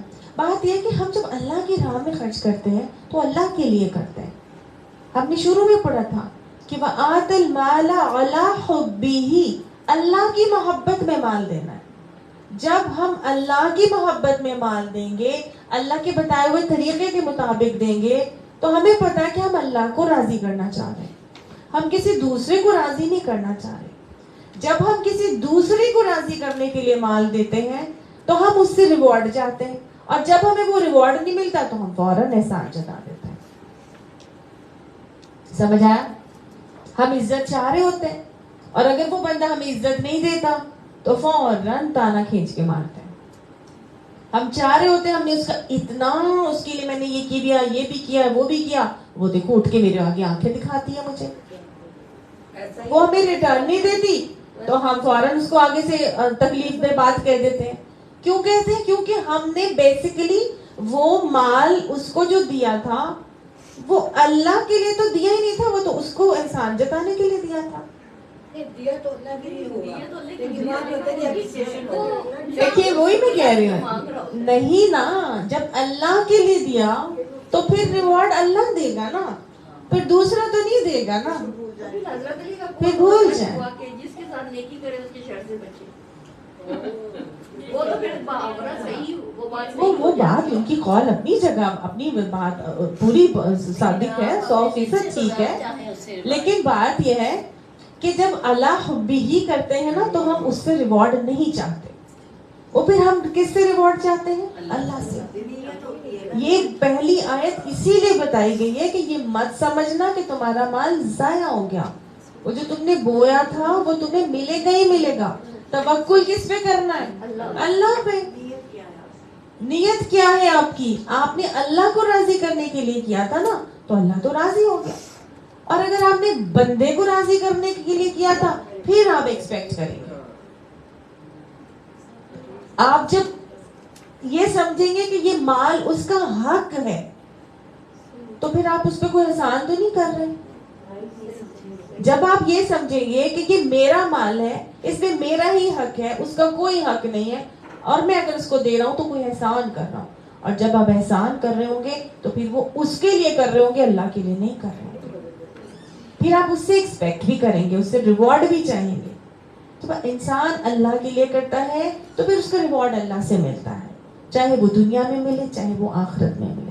یہاں پر اللہ نے اسی لیے بتا دیا ہے کہ اللہ کی راہ میں جب خرچ کرو گے تو اللہ کی خالصتاً اللہ کو خوش کرنے کی نیت سے کرنا. اگر اللہ حبی ہی کرو گے تو پھر تمہارے رویے میں نہ من ہوگا نہ عزل ہوگا, ٹھیک ہے, نہ تم احسان جتاؤ گے اور نہ ہی دکھ دو گے. تو جب مال خرچ کرو گے تو یہ دو باتیں جو ہے نا خرچ کرنے کے حوالے سے یاد رکھنی ہے. یہ خرچ کرنا اگر اللہ کی محبت میں ہے تو پھر نہ احسان جتانا ہے نہ ہی دکھ دینا ہے. لہم اجرہم عند ربہم, ان کے رب کے پاس ان کا اجر ہوگا. صاف اللہ نے بتا دیا ہے کہ لہم اجرہم, ان کے لیے اجر ہے ان کا. کہاں؟ عند ربہم, ان کے رب کے پاس ہے,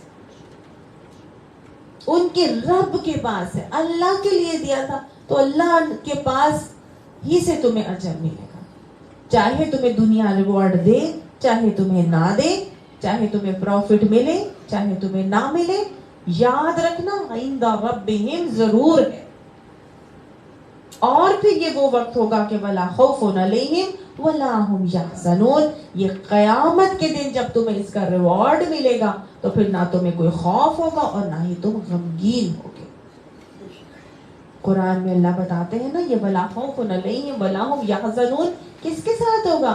ان الذین قالوا ربنا اللہ ثم استقاموا, کہ وہ لوگ جنہوں نے کہا کہ ہمارا رب اللہ ہے اور اس پر جم گئے, ڈٹ گئے, اپنا ہر عمل اپنے اللہ کے لیے کیا, اللہ کو راضی کرنے کے لیے کیا, دوسروں سے کچھ نہیں ایکسپیکٹ کیا. تو پھر کیا ہوگا؟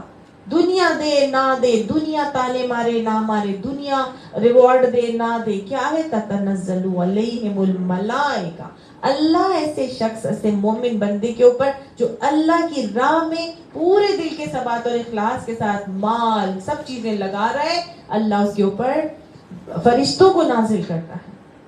وہ کیا کہتے ہیں؟ اللہ تخافوا ولا تحزنوا وابشروا بالجنہ التي كنتم توعدون, نہ تم غم کرو نہ تم خوف زدہ ہو, تمہارے لیے تو جنت کی خوشخبری ہے, اس جنت کی جس کا تم سے وعدہ کیا گیا. تو یہ فرشتوں کی طرف سے ان کو یہ خوشخبریاں ملتی ہیں, ان کے غم ان کے خوف سب کچھ دور ہو جاتے ہیں. ہاں کبھی ایسا بھی ہوگا کہ تمہارے پاس کچھ نہیں ہے دینے کے لیے اور کوئی سائل اور سوالی تمہارے پاس آ جائے گا, ٹھیک ہے, یا یہ کہ کوئی تمہیں تکلیف پہنچائے گا, تم نے اس کے ساتھ بے شمار بھرپور نیکی کی ہے لیکن وہ احسان فراموش تمہیں آ کے جلی کٹی سنا کے یا تمہیں ڈی گریڈ کر کے چلا جائے گا. تو اللہ تعالیٰ فرماتے ہیں قول معروف, اچھی अच्छी बात करो, वह सवाल मग़फ़िरत, का जवाब आ गया हजरत अली के शो। ठीक है, वह मग़फ़िरत और बख्शिश, माफ कर दो, खैरुम बेहतर है, मिन सदक़तिन उस सदक़े से, यतबउहा अज़न जिसके पीछे तकलीफ हो। यानी अगर तुम एक शख्स को दे रहे हो और उसके बाद एहसान जता देते हो, तो फिर उस तकलीफ से बेहतर है कि तुम ऐसे शख्स को क्या करो, अच्छी बात कर दो, उससे साफ सुथरी सीधी बात करो। और उसके साथ नहीं करना चाहते, तुम्हें उस शख्स से तकलीफ होती है, बार बार ऐसे होता है, और माफ़िरत तो माफ़ कर लो, माफ़ी मांग लो। जैसे कि हम कहते नहीं है माफ़ करना भाई, बाबा माफ़ करें, कहते हैं ना। तो ये यही वो अंदाज है जो हमें दीन ने सिखाया है। अगर तुम नहीं दे सकते तो बुरी बात कहने से बेहतर या जली कटी सुनाने से बेहतर कि फ़अम्मा साइला फला तनहर, सवाली को झिड़को नहीं, तो उससे बेहतर क्या है कि तुम उससे नरमी से बात करो, मारूफ बात करो, कौलो मारूफ, नरमी से बात करो, दो चार बातें करो, क्या हाल है, आप क्या काम करते हो, कैसे गुजारा होता है, दो चार बातें करें और उसके बाद उसको डायरेक्ट कर दें, या उसको कह दें दूसरी तरफ के फलां जगह पे चले जाएं, या ये कि उसके थोड़े बहुत हाल अहवाल माफ करके, या फिर उससे कह दिया जाए कि माफ करना मेरे पास आज नहीं है, फिर कभी सही, ठीक है, या गाइड कर दिया जाए। तो अल्लाह ने कहा कि उस सदक़े से बेहतर है जिसके पीछे तकलीफ है। वल्लाहु गनीयुन हलीम, और अल्लाह गनी भी है, हलीम भी है, बुर्दबार भी है। या अय्युहल्लज़ीना आमनू, ए लोगों जो ईमान लायो। अब ईमान वालों को खास मुखातिब करके अल्लाह ताला ने कहा, ला तुबतिलू सदक़ातिकुम बिल मन्नी वल अज़ा, अपने सदक़ात को बातिल ना करो। हक होता है ना, हक क्या है, सच्चा, और बातिल क्या है, हक का ऑपोजिट, यानी कि जाया कर दिया। एक चीज जो सच्ची है, जो हक है, वो एक्सेप्टेड है, और जो बातिल है वो अनएक्सेप्टेड है, वो बिल्कुल जाया हो गई है। तो अल्लाह ने कहा कि जो ईमान लाए हो, तुम अपने सदक़ात को एहसान जता के या तकलीफ देकर जाया मत करो। गोया नेकी करनी भी है, और नेकी करने के बाद नेकी की हिफाजत करनी भी बहुत ज़रूरी है। इसी तरह कुरान पाक में हमें अल्लाह ताला ने एक और मिसाल से वाज़ेह किया है कि तुम अपना हाल उस औरत की तरह का ना बना लेना कि जो खुद ही मेहनत से सूद काटती है और फिर आप ही उसे टुकड़े टुकड़े कर देती है। यानी एक कपड़ा कितनी मेहनत से बनाया जाता है, और एक कपास से पहले धागा बनेगा, फिर धागे से एक कपड़े को बनाया जाना कितना एक मेहनत तलब काम है। इतनी मेहनत से एक बूढ़ी औरत ने कपड़ा काटा और कपड़ा बनाया, और कपड़ा बुनने के बाद उसने उसको टुकड़े टुकड़े कर दिया, यानी उसकी सारी मेहनत पर पानी फिर गया। तो गोया अल्लाह ने कहा कि ऐसे मत करो कि जब सदक़ात भी कर रहे हो, अल्लाह की राह में दे भी रहे हो, और देने के बाद तुम उसको एहसान जता देते हो, उसको तकलीफ दे देते हो अगले बंदे को। तो इससे तो बेहतर था कि तुम ना ही करते। तो फिर तुम्हारा हाल क्या है, ऐसे शख्स का हाल जो एहसान भी जताता है, दुख भी देता है।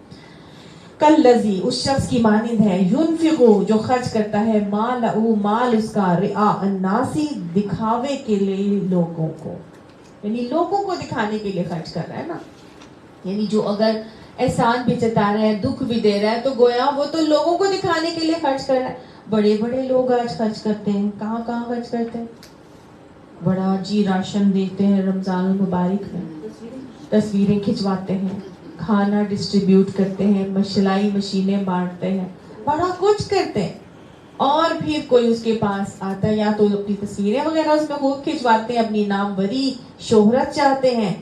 तो गोया रिआ अन्नास करने से भी क्या होता है, सदका जाया होता है। क्योंकि अल्लाह ने कहा वला युमिनु बिल्लाहि वल यौमिल आखिरी, वो तो ना आखिरत पर ईमान रखता है, ना अल्लाह के ऊपर ईमान रखता है। वो किस पर ईमान रखता था, लोगों के ऊपर, वो दुनिया पर ईमान रखता था। तभी तो अपनी नामवरी के लिए तस्वीरें बनवा रहा था, तभी तो अपनी नामवरी के लिए अपने डंके बजवा रहा था, इश्तिहार लगवा रहा था। वो तो दुनिया चाहता था। اس کو تو اللہ اور آخرت کا وہی نہیں، اس کو تو کیا ہے، میں دنیا بنا لوں، دنیا میں میری ناموری ہو جائے. اسی لیے تو قیامت میں جو 3 لوگوں کا مقدمہ اللہ کے سامنے پیش ہوگا، وہ کون ہوں گے؟ ایک سب سے پہلے وہ شخص جو بہت زیادہ سخی تھا، بہت، اللہ پوچھے گا کیا کرتا رہا سارا وقت، اللہ تو نے بڑا مال دیا تھا، لوگوں میں آگے پیچھے دائیں بائیں خرچ کرتا تھا. اللہ فرمائے گا نہیں، تو چاہتا تھا کہ تجھے لوگ سخی کہیں، وہ تجھے لوگوں نے سخی کہہ لیا، لے جاؤ اس کو، جا کے سیدھے جہنم میں گھسیٹتے ہوئے لے جاؤ. کیوں کہ یہ اپنا مال اس لیے خرچ کرتا تھا تاکہ لوگ اسے سخی کہیں، میرے لیے تو خرچ نہیں کرتا تھا. اسی طرح ایک عالم، بہت اللہ تو نے علم دیا تھا، میں دائیں بائیں آگے پیچھے علم کا جو ہے لوگوں میں پھیلاتا تھا. اللہ فرمائے گا نہیں، تو اس لیے علم پھیلاتا تھا تاکہ لوگ تجھے عالم کہیں، لے جاؤ اس کو، لے جا کر گھسیٹتے ہوئے جہنم میں پھینک دو. یہ جو چاہتا تھا اس کو مل گیا، لوگوں نے اس کو عالم کہہ دیا. وہ کس لیے کر رہا تھا؟ دکھاوے کے لیے، تاکہ لوگ اسے سخی کہیں، لوگ اسے عالم کہیں. تیسرا شخص کون ہے؟ جو شہید ہوا تھا، اس کے ساتھ بھی یہی معاملہ کیا جائے. تو وہ تو دنیا کے لیے کر رہا تھا نا، دنیا میں مل گیا. وہ تو نہ آخرت پہ ایمان لا رہا تھا نہ اللہ پر. جو اللہ پر ایمان لاتا ہے وہ پھر دنیا نہیں کے پیچھے نہیں لگتا کہ لوگ کیا کہیں گے، لوگ اپریشیٹ کر بھی رہے ہیں کہ نہیں کر رہے، لوگ مان رہے ہیں کہ نہیں مان رہے، لوگ عزت دے رہے ہیں کہ نہیں دے رہے. اس کو بھی نہیں ہوتا، کیونکہ اس کو کہاں سے عزت چاہیے؟ اللہ سے. اس کو کہاں سے ریوارڈ چاہیے؟ اللہ سے. اس کو لوگوں کی خوشنودی نہیں چاہیے، اس کو کس کی خوشنودی چاہیے؟ اللہ کی خوشنودی چاہیے. اسی لیے اللہ نے کہا جو وَالْكَلَّذِي، اس شخص کی مانے وہ شخص ہے جو خرچ کرتا ہے اپنے مال لوگوں کو دکھانے کے لیے، وہ اللہ پر ایمان نہیں رکھتا اور نہ آخرت کے دن پر. تو بس فَمَثَلُهُ كَمَثَلِ صَفْوَانٍ، اس کی مثال ایک چٹان کی مانند ہے، علیہ تراب، اس کے اوپر مٹی ہے، فَأَصَابَهُ وَابِلٌ، پس اس کے اوپر زور کی بارش برسی پہنچی، فَتَرَكَهُ صَلْدًا، پس چھوڑ دیا اس کو صاف ستھری چٹان. لا يقدرون على شيء، اور نہیں وہ قدرت رکھتا اوپر کسی چیز کے، مما کسبوا، اس میں سے جو اس نے کمایا. واللہ لا يهدي القوم الكافرین، اور اللہ کافر قوم کو ہدایت نہیں دیتا. میں آپ کو بامحاورہ پڑھ کے بتاتی ہوں کہ اس مثال سے اللہ تعالیٰ کیا فرما رہے ہیں کہ اپنے اے ایمان لانے والوں، اپنے صدقات کو احسان جتا کر اور دکھ دے کر اس شخص کی طرح خاک میں نہ ملاؤ جو اپنا مال محض لوگوں کو دکھانے کو خرچ کرتا ہے، نہ اللہ پر ایمان رکھتا ہے نہ آخرت پر. اس کے خرچ کی مثال ایسی ہے جیسی ایک چٹان تھی جس پر مٹی کی تہ جمی ہوئی تھی. اس پر جب زور کا میںہ برسا تو ساری مٹی بہہ گئی اور صاف چٹان کی چٹان رہ گئی. اور ایسے لوگ اپنے نزدیک خیرات کر کے جو نیکی کماتے ہیں اس سے کچھ بھی ان کے ہاتھ نہیں آتا، اور کافروں کو سیدھی راہ دکھانا اللہ کا دستور نہیں ہے.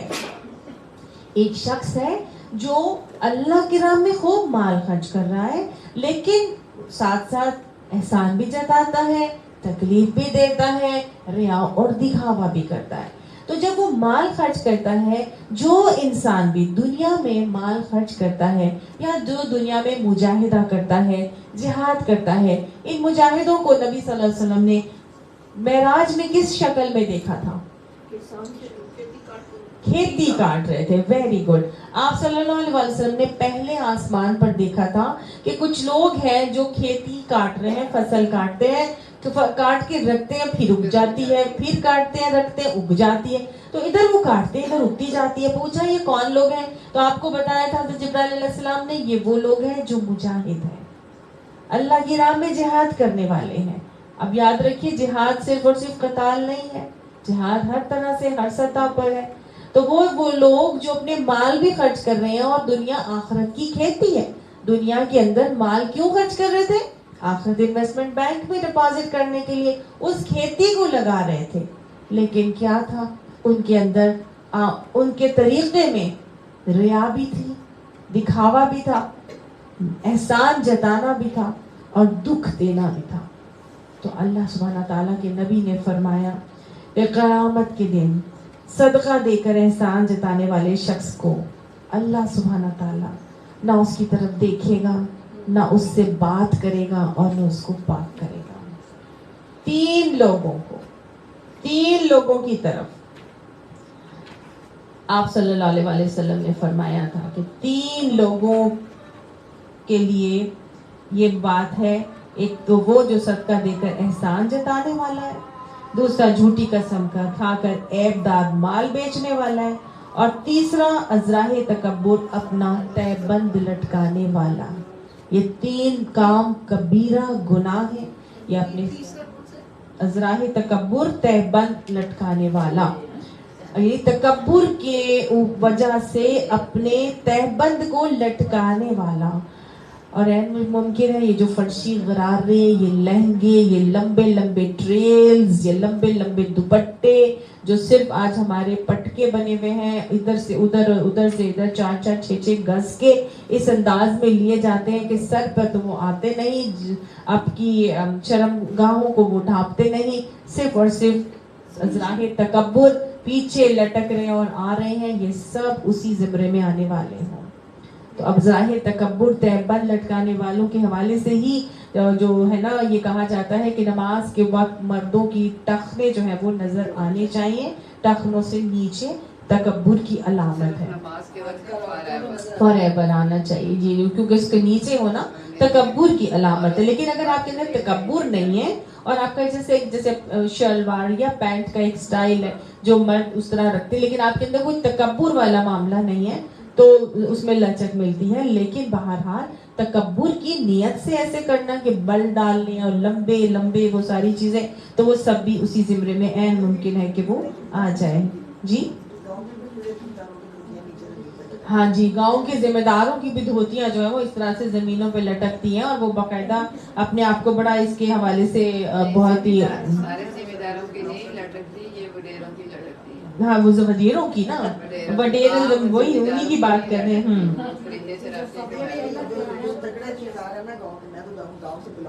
اچھا ٹھیک ہے. تو اب اس کے بعد اللہ تعالیٰ نے یہاں پہ کیا بتایا ہے کہ یہ تیسرا طریقہ, 2 باتیں, ایک تو تھا احسان جتانا, دوسرا کیا تھا تکلیف دینا, اور تیسرا جو ہے وہ ریا اور نمود و نمائش. ریا اور نمود و نمائش کے حوالے سے نبی صلی اللہ علیہ وسلم کی ایک اور حدیث بھی ہے, اور آپ نے فرمایا تھا کہ من اصدق یرائی فقد اشرک, جس نے دکھاوے کا صدقہ کیا اس نے شرک کیا. سمجھ آئے, دکھاوے کا صدقہ کیا وہ شرک کیا, کیونکہ قرآن بھی بتا رہا ہے نا کہ وہ لوگوں کو دکھانے کے لیے مال خرچ کر رہا ہے, تو وَلَا يُؤْمِنُ بِاللَّهِ وَالْيَوْمِ الْآخِرِ, وہ تو نہ آخرت پہ ایمان لاتا ہے نہ اللہ پر ایمان لاتا ہے. وہ کس کو اللہ کے لیول پر لا رہا ہے؟ جی صحیح, وہ انسان کو دوسروں کو دکھانے کے لیے کر رہا ہے, تو وہ ان لوگوں کو جن کو دکھا رہا ہے ان کو وہ اللہ کے لیول پر لے کر آ رہا ہے. اسی لیے کہا جاتا ہے کہ دکھاوے کا صدقہ شرک ہے.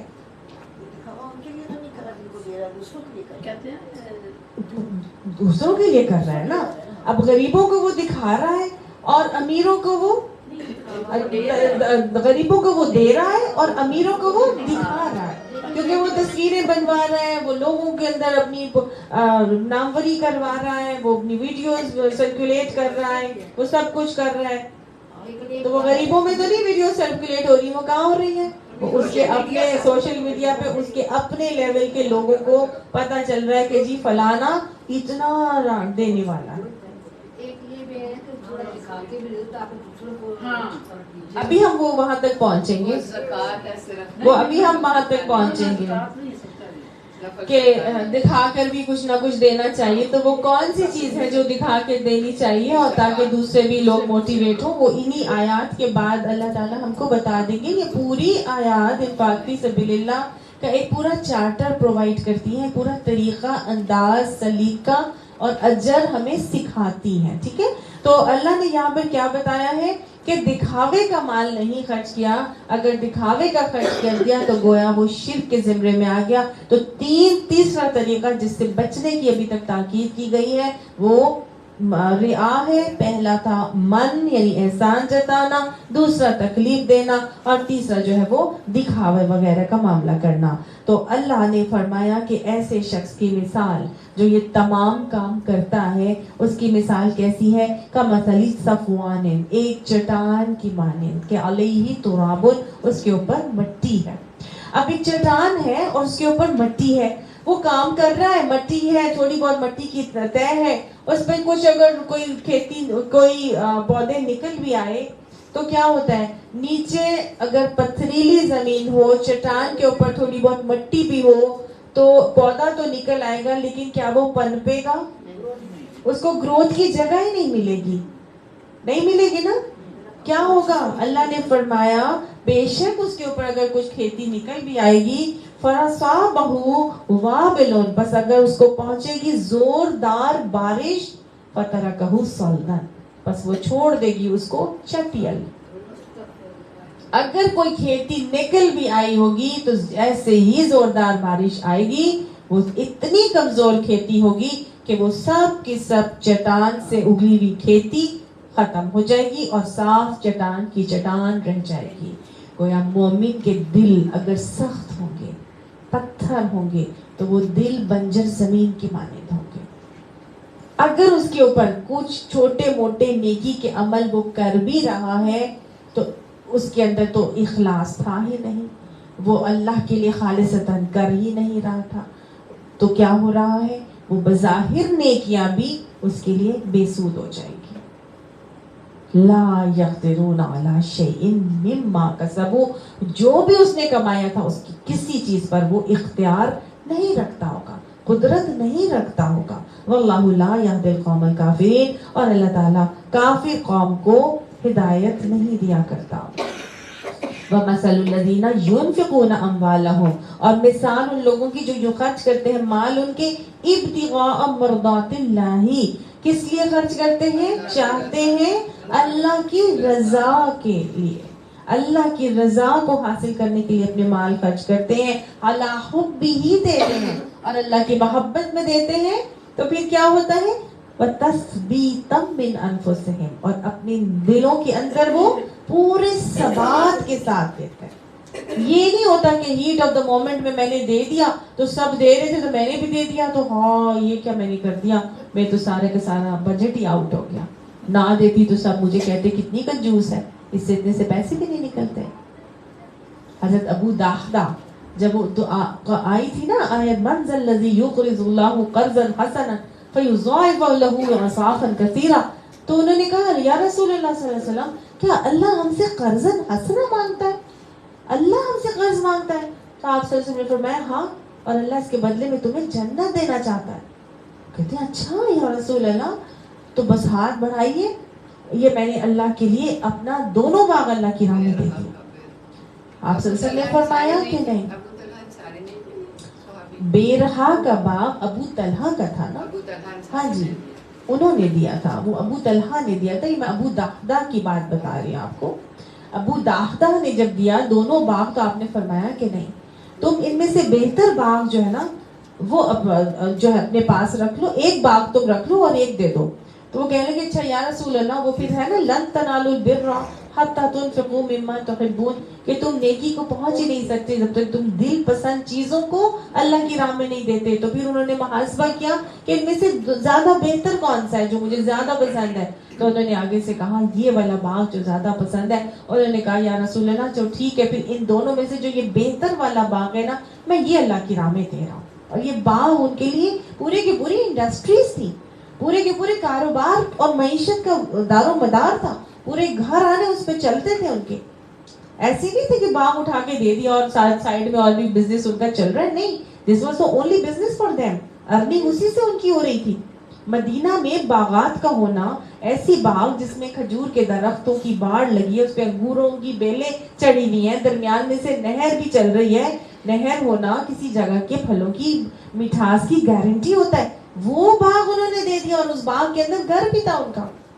اب جب دے دیا تو اب آفٹر تھاٹس نہیں آ رہی. وَتَثْبِيتًا مِّنْ أَنفُسِهِمْ، ان کے دل میں پورا ثبات ہے، پورا اطمینان ہے، پورا یقین ہے کہ میں اللہ سے اچھا قرض حسنہ کا سودا کر کے آیا ہوں.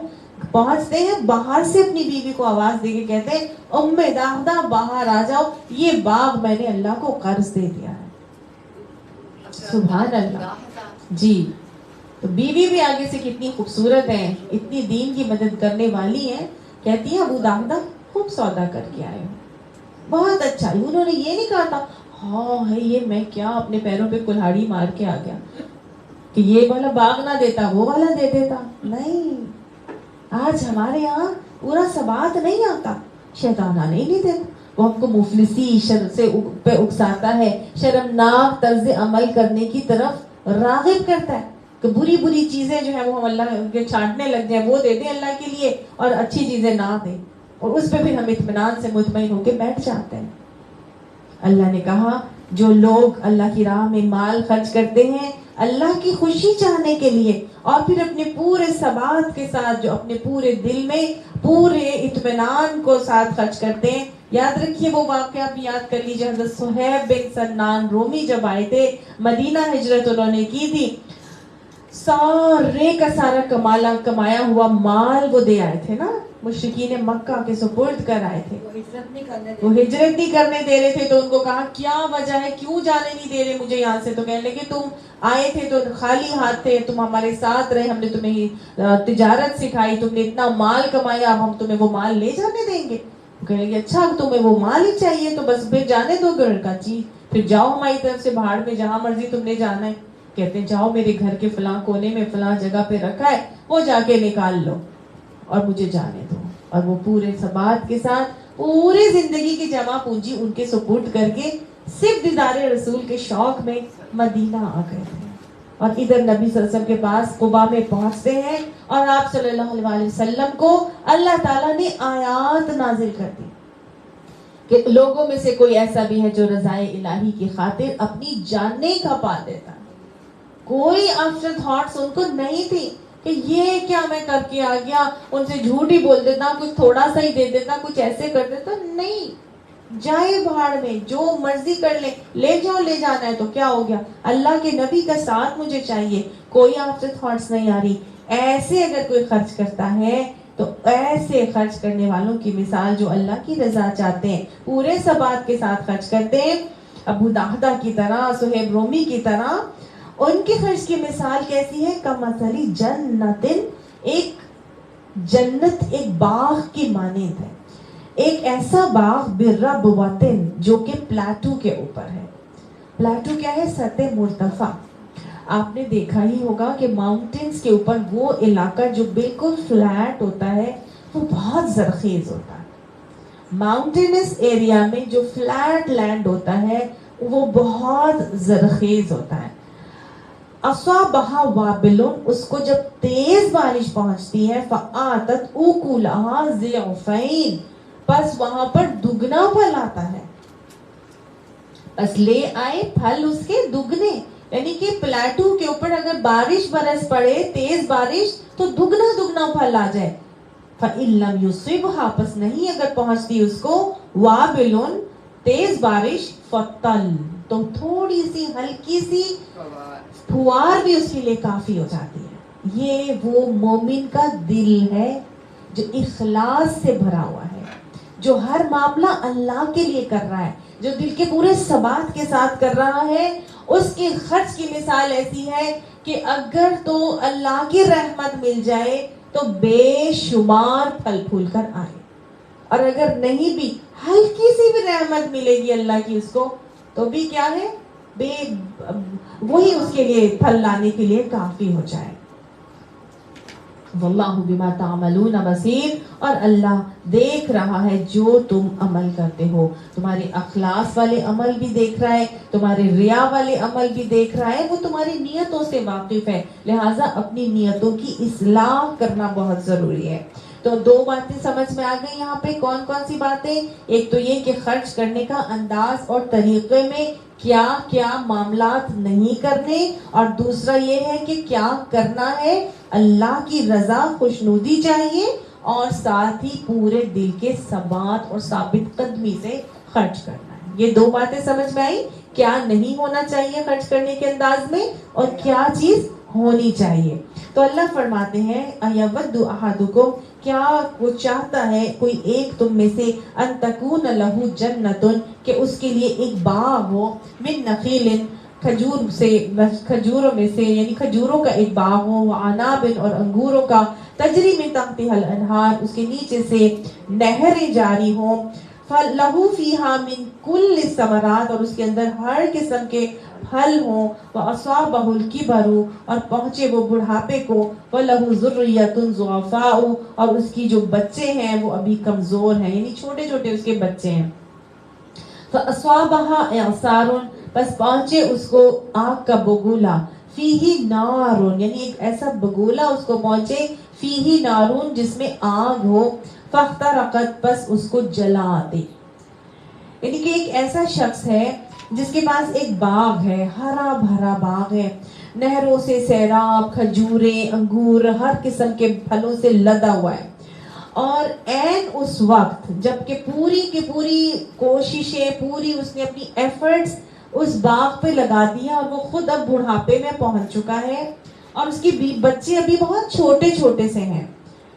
اب وہ وقت جب کہ باغ پھل لانے والا ہے, پھلوں سے لدا ہوا ہے, کہ اب اس کو توڑنے پر قادر ہے, اب ہوتا کیا ہے, ایک بگولا آتا ہے آگ کا, اور آگ کا بگولا آ کے اس کی ساری کھیتی کو جلا دے. غلطی ہو جاتی ہے. کیا ہوا ہے, آگ کا بگولا آیا, اس نے بنی بنائی ساری کھیتی فصل کو جلا کے راکھ کر دیا, اور بچے ابھی اس کے بہت چھوٹے چھوٹے ہیں. اللہ تعالیٰ فرماتا ہے کذالک یبین اللہ لکم الآیات لعلکم تتفکرون, اللہ اسی طرح اپنی نشانیاں یا آیات تمہیں بیان کرتا ہے تاکہ تم تفکر کرو, غور کرو, فکر کرو. اس مثال سے اللہ مجھے اور آپ کو کیا سمجھا رہے ہیں. ساری زندگی ایک شخص جو بوڑھا ہو گیا ہے, بڑھاپے میں تو وہ باغ نہیں بناتا نا, باغ کب بناتا ہے, جب جوانی ہوتی ہے تب وہ لگاتا ہے, اور وہ ایک ٹائم آتا ہے, آم کا تو باغ 10 سال بعد پودے پھل دیتا ہے, کتنا ٹائم لگ جاتا ہے. اب جب وہ پورے کا پورا لدا پھدا باغ اس کا ہے, بچے بھی اس کے چھوٹے چھوٹے ہیں, خود بوڑھا ہو چکا ہے, ہمتیں جواب دے چکی ہیں, لیکن جب پھل توڑنے کا وقت آیا تھا تو سب کچھ آئی آگ, اور آگ کے اس کی کھیتی کو جلا کے راکھ کر دی. اب کیا کر سکتا ہے وہ, بچے بھی ابھی اس کے کسی قابل نہیں ہیں کہ وہ اس کے لیے مزید آگے کے لیے ایفرٹ کر سکیں. تو یہ وہ شخص ہے جو امت کا فقیر ہو جائے گا. اللہم لا تجعلنا منہم. امت کا فقیر کون ہے, جس کو اللہ نے مال نہیں دیا, نہیں, جس کو اللہ نے بٹھیرا ڈیر مال دیا, اور اس نے کیا کیا, اس نے اس مال کو اپنے لیے ایک تو صدقہ جاریہ نہیں بنایا. اور دوسرا وہ ہوگا جو مال تو دیا اللہ نے, لیکن اس مال سے اس نے جو اپنے لیے کھیتی تیار کی تھی, تو اس کھیتی کو تیار کرنے کے ساتھ ساتھ وہ احسان بھی جتاتا تھا, دکھ بھی دیتا تھا, دکھاوا بھی کرتا تھا. تو یہ تمام چیزیں اللہ کی خوشنودی کے لیے نہیں کی جا رہی تھی, اللہ کے لیے, اللہ کی محبت میں نہیں کی جا رہی تھی, دل کے پورے ثبات کے ساتھ نہیں کی جا رہی تھی. تو ایک بگولے کی شکل میں آئیں گی, اور قیامت میں پیدا کی ہوئی بھیجی ہوئی کھیتی کو جلا کر بھسم کر دیں گی. یہ وہ وقت ہوگا جب انسان اب کچھ نہیں کر سکتا ہوگا. اب پچھتائے کیا ہوا جب چڑیا چگ گئی کھیت. دنیا کا مہلت عمل ایک ہی ہے, بعد میں آپ کو مہلت عمل نہیں ملے گا. تو نیکی کرنا بھی ضروری ہے, نیکی کی حفاظت کرنا بھی بہت ضروری ہے. اپنے کسی عمل کو احسان جتا کر, دکھ دے کر, یا ریا کر کے دکھاوے میں خرچ نہیں کرنا. کسی مال کے معاملے میں ان چیزوں سے پرہیز کرنا ہے, اور اگر خرچ کرنا ہے تو اللہ کی خوشنودی کو حاصل کرنے کے لیے کرنا ہے, دوسروں کو دکھانے کے لیے, دوسروں سے ریوارڈ لینے کے لیے نہیں کرنا, پورے دل کے ثبات کے ساتھ کرنا ہے. یہ نہیں کہنا کہ آفٹر تھاٹس آ رہی ہیں, یہ نہ ہی کرتی, بعد میں کر لیتی, ابھی نہ ہوتا, یہ غلطی ہو گئی, ایسے نہیں کرنا چاہیے تھا. نو, جس کے لیے دیا ہے اس کو پتا ہے. اللہ نے فرما دیا تھا کہ اس کو معلوم ہے. واللہ واسع علیم, اللہ جاننے والا ہے. واللہ بما تعملون بصیر, جو تم کر رہے ہو اس کو تمام چیزوں کا علم ہے, وہ دیکھ رہا ہے جو تم کر رہے ہو. لہٰذا دلوں کی اصلاح بھی کرو, نیتوں کی اصلاح بھی کرو, اعمال کا خیال بھی رکھو اور نیکی کی حفاظت بھی کرو. جب تم ایسے معاملات کر کے چلو گے تو ان آیات سے اللہ تعالیٰ تمہیں غور و فکر کی دعوت دے رہا ہے کہ اپنا حال ایسا نہ بنا لینا کہ آخرت میں ہاتھ ملتے رہ جاؤ. اچھا باجی, اگر آفٹر تھاٹس دل میں ہی ہو, باہر زبان سے اس کا اظہار نہ کیا جائے, تو پھر اس پہ بھی گرفت ہے یا مواخذہ؟ اگر آفٹر تھاٹس دل میں ہی آ رہی ہیں اور زبان سے اظہار نہ کیا جائے تو دل میں تو شیطان ڈالے گا ہی ڈالے گا. شیطان تو وسوسے ڈالے گا ہی ڈالے گا. اصل آپ کا عمل کیا ہے, آپ نے منہ سے کیا نکالا ہے, اصل وہ ہوگا. وسوسوں پر پکڑ نہیں ہے. شیطان تو تمہیں مفلسی کی طرف سے ڈرائے گا اور تمہیں شرمناک طرز عمل اختیار کرنے کی طرف راغب کرے گا. یہ آگے ہم آیت آئیں گے انشاءاللہ, اگلی کلاس میں کریں گے. تو گویا یہ سب چیزیں ہوں گی, یہ آئیں گی, لیکن ان پہ کنٹرول کرنا ہے. صرف یہ کہ اللہ آپ کے لیے کیا ہے, آپ راضی ہو جائیں, اللہ آپ راضی ہو جائیں. ٹھیک ہے جی. اگر دیکھیں نا, جانے میں انجانے میں نہیں پتا تھا, جب کوئی غلطی ہو گئی, ہم نے کسی کو اذیت دی, تکلیف دی, اب سمجھ آ گئی ہے, اب اس کی ہم معافی مانگ رہے ہیں پکے سچے دل سے, تو وہ معاف ہو جائے گا. جس پہ اتنی گرفت ہے کہ اللہ نہ کلام کرے گا, نہ رحمت کی نظر, بڑا اچھا سوال کیا انہوں نے کہ اگر ہم نے کسی کو احسان جتا دیا, دکھ دے دیا, یا ہم نے ریا کر کے کچھ کر دیا, تو اب کیا کیا جائے. کیا اللہ سبحانہ تعالیٰ ہمیں یہ جو نہ دیکھے گا, نہ کلام کرے گا, نہ پاک کرے گا, اتنی سخت وعید ہم نے آج سنی ہے, پڑھی ہے, تو اب کیا کیا جائے اگر ہم نے کبھی ایسے کر دیا ہے. تو سب سے پہلی بات تو یہ ہے کہ جس کو دکھ دیا ہے اس کا ازالہ کیا جائے, اس سے معافی مانگی جائے. ٹھیک ہے, اگر نہیں موجود تو اس کی بخشش کے لیے دعا کی جائے. ٹھیک ہے, کسی کو برا بھلا کہا ہے تو اس کی ایبسنس میں اس کی تعریف کی جائے, اس کی پریزنس میں پوری محفل میں اس کی تعریف کی جائے. اگر غیبت بھی کسی کی ہے تو بھی اس کی تعریف کی جائے, سب کے سامنے اس کے بارے میں بولا جائے. اور ریا, اگر ریا کیا ہے تو یہ تو پھر ظاہر ہے اللہ کا معاملہ اور آپ کا معاملہ ہے.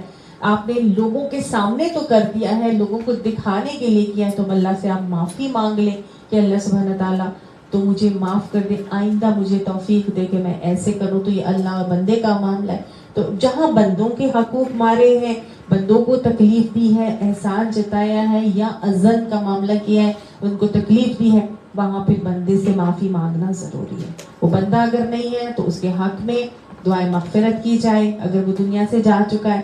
اور اگر وہ زندہ ہے تو پھر کیا کیا جائے, تو پھر اس سے جا کے ایک تو معافی مانگی جائے, دوسرا اس سے حقوق معاف کرائے جائے. اس سے بولا جائے کہ میں نے جتنے حقوق بنتے تھے میرے اوپر تمہارے, میں نے معاف کیے, تم بھی مجھے معاف کرو. اللہ ہم سب کا دل باقی اتنا بڑا ہے. سب سے پہلے خود معاف کریں اور پھر بولے تم بھی مجھے معاف کر دو. جانے انجانے بشر ہونے کے ناطے انسان سے بہت غلطیاں ہو جاتی ہیں. میں نے تمہیں اپنے حقوق معاف کیے, تم مجھے معاف کر دو. آپ اپنا کام کریں گی, بول دیں گی. کوئی آگے سے جیسا مرضی ریاکشن دے, آپ نے اپنا کام کر کے اپنا عمل سیدھا کرنا ہے. ٹھیک ہے, آپ نے معافی مانگنی ہے. معافی مانگنے پر اگر کوئی معاف نہیں کرتا تو اللہ کی نظر میں وہ ظالم اور آپ مظلوم بن جاتے ہیں. پھر آپ کا معاملہ اللہ کی نظر میں ظالم اور مظلوم کا پیش ہوگا. اور سب سے سخت ترین معاملہ ہے ظالم اور مظلوم کا, جو قیامت میں ہوگا. ٹھیک ہے, تو آپ اپنا کام کریں, آپ اپنی قبر کا معاملہ سیدھا کریں. آپ اس سے کوئی غرض نہیں ہونی چاہیے کہ کوئی آپ کو معاف کر رہا ہے یا نہیں کر رہا. ٹھیک ہے, لیکن آپ اپنا ضرور کریں, کیونکہ ایک انسان معاف کرنے سے عزت کم نہیں ہوتی. ٹھیک ہے, معافی مانگ لیجیے. جی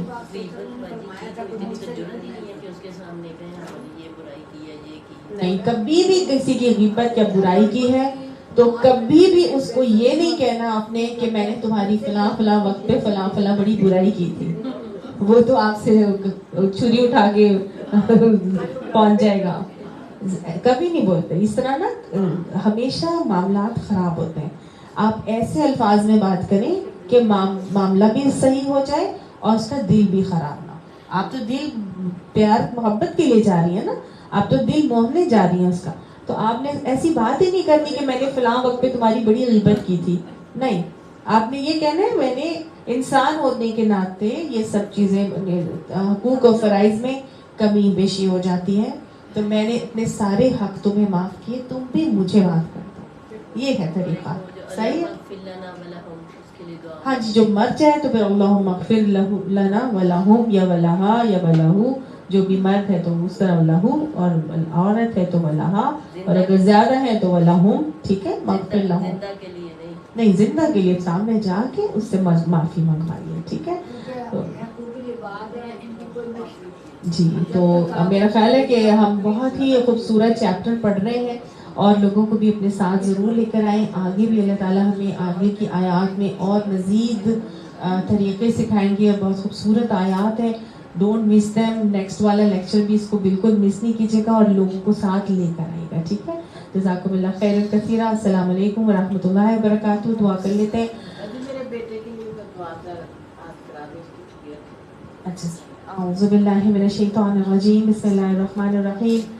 الحمد للہ رب العالمین الرحمن الرحیم مالک یوم الدین. ایاک نعبد و ایاک نستعین. اهدنا الصراط المستقیم صراط الذین انعمت علیہم غیر المغضوب علیہم ولا الضالین. آمین. اللهم صل علی محمد وعلى آل محمد كما صليت على إبراهيم وعلى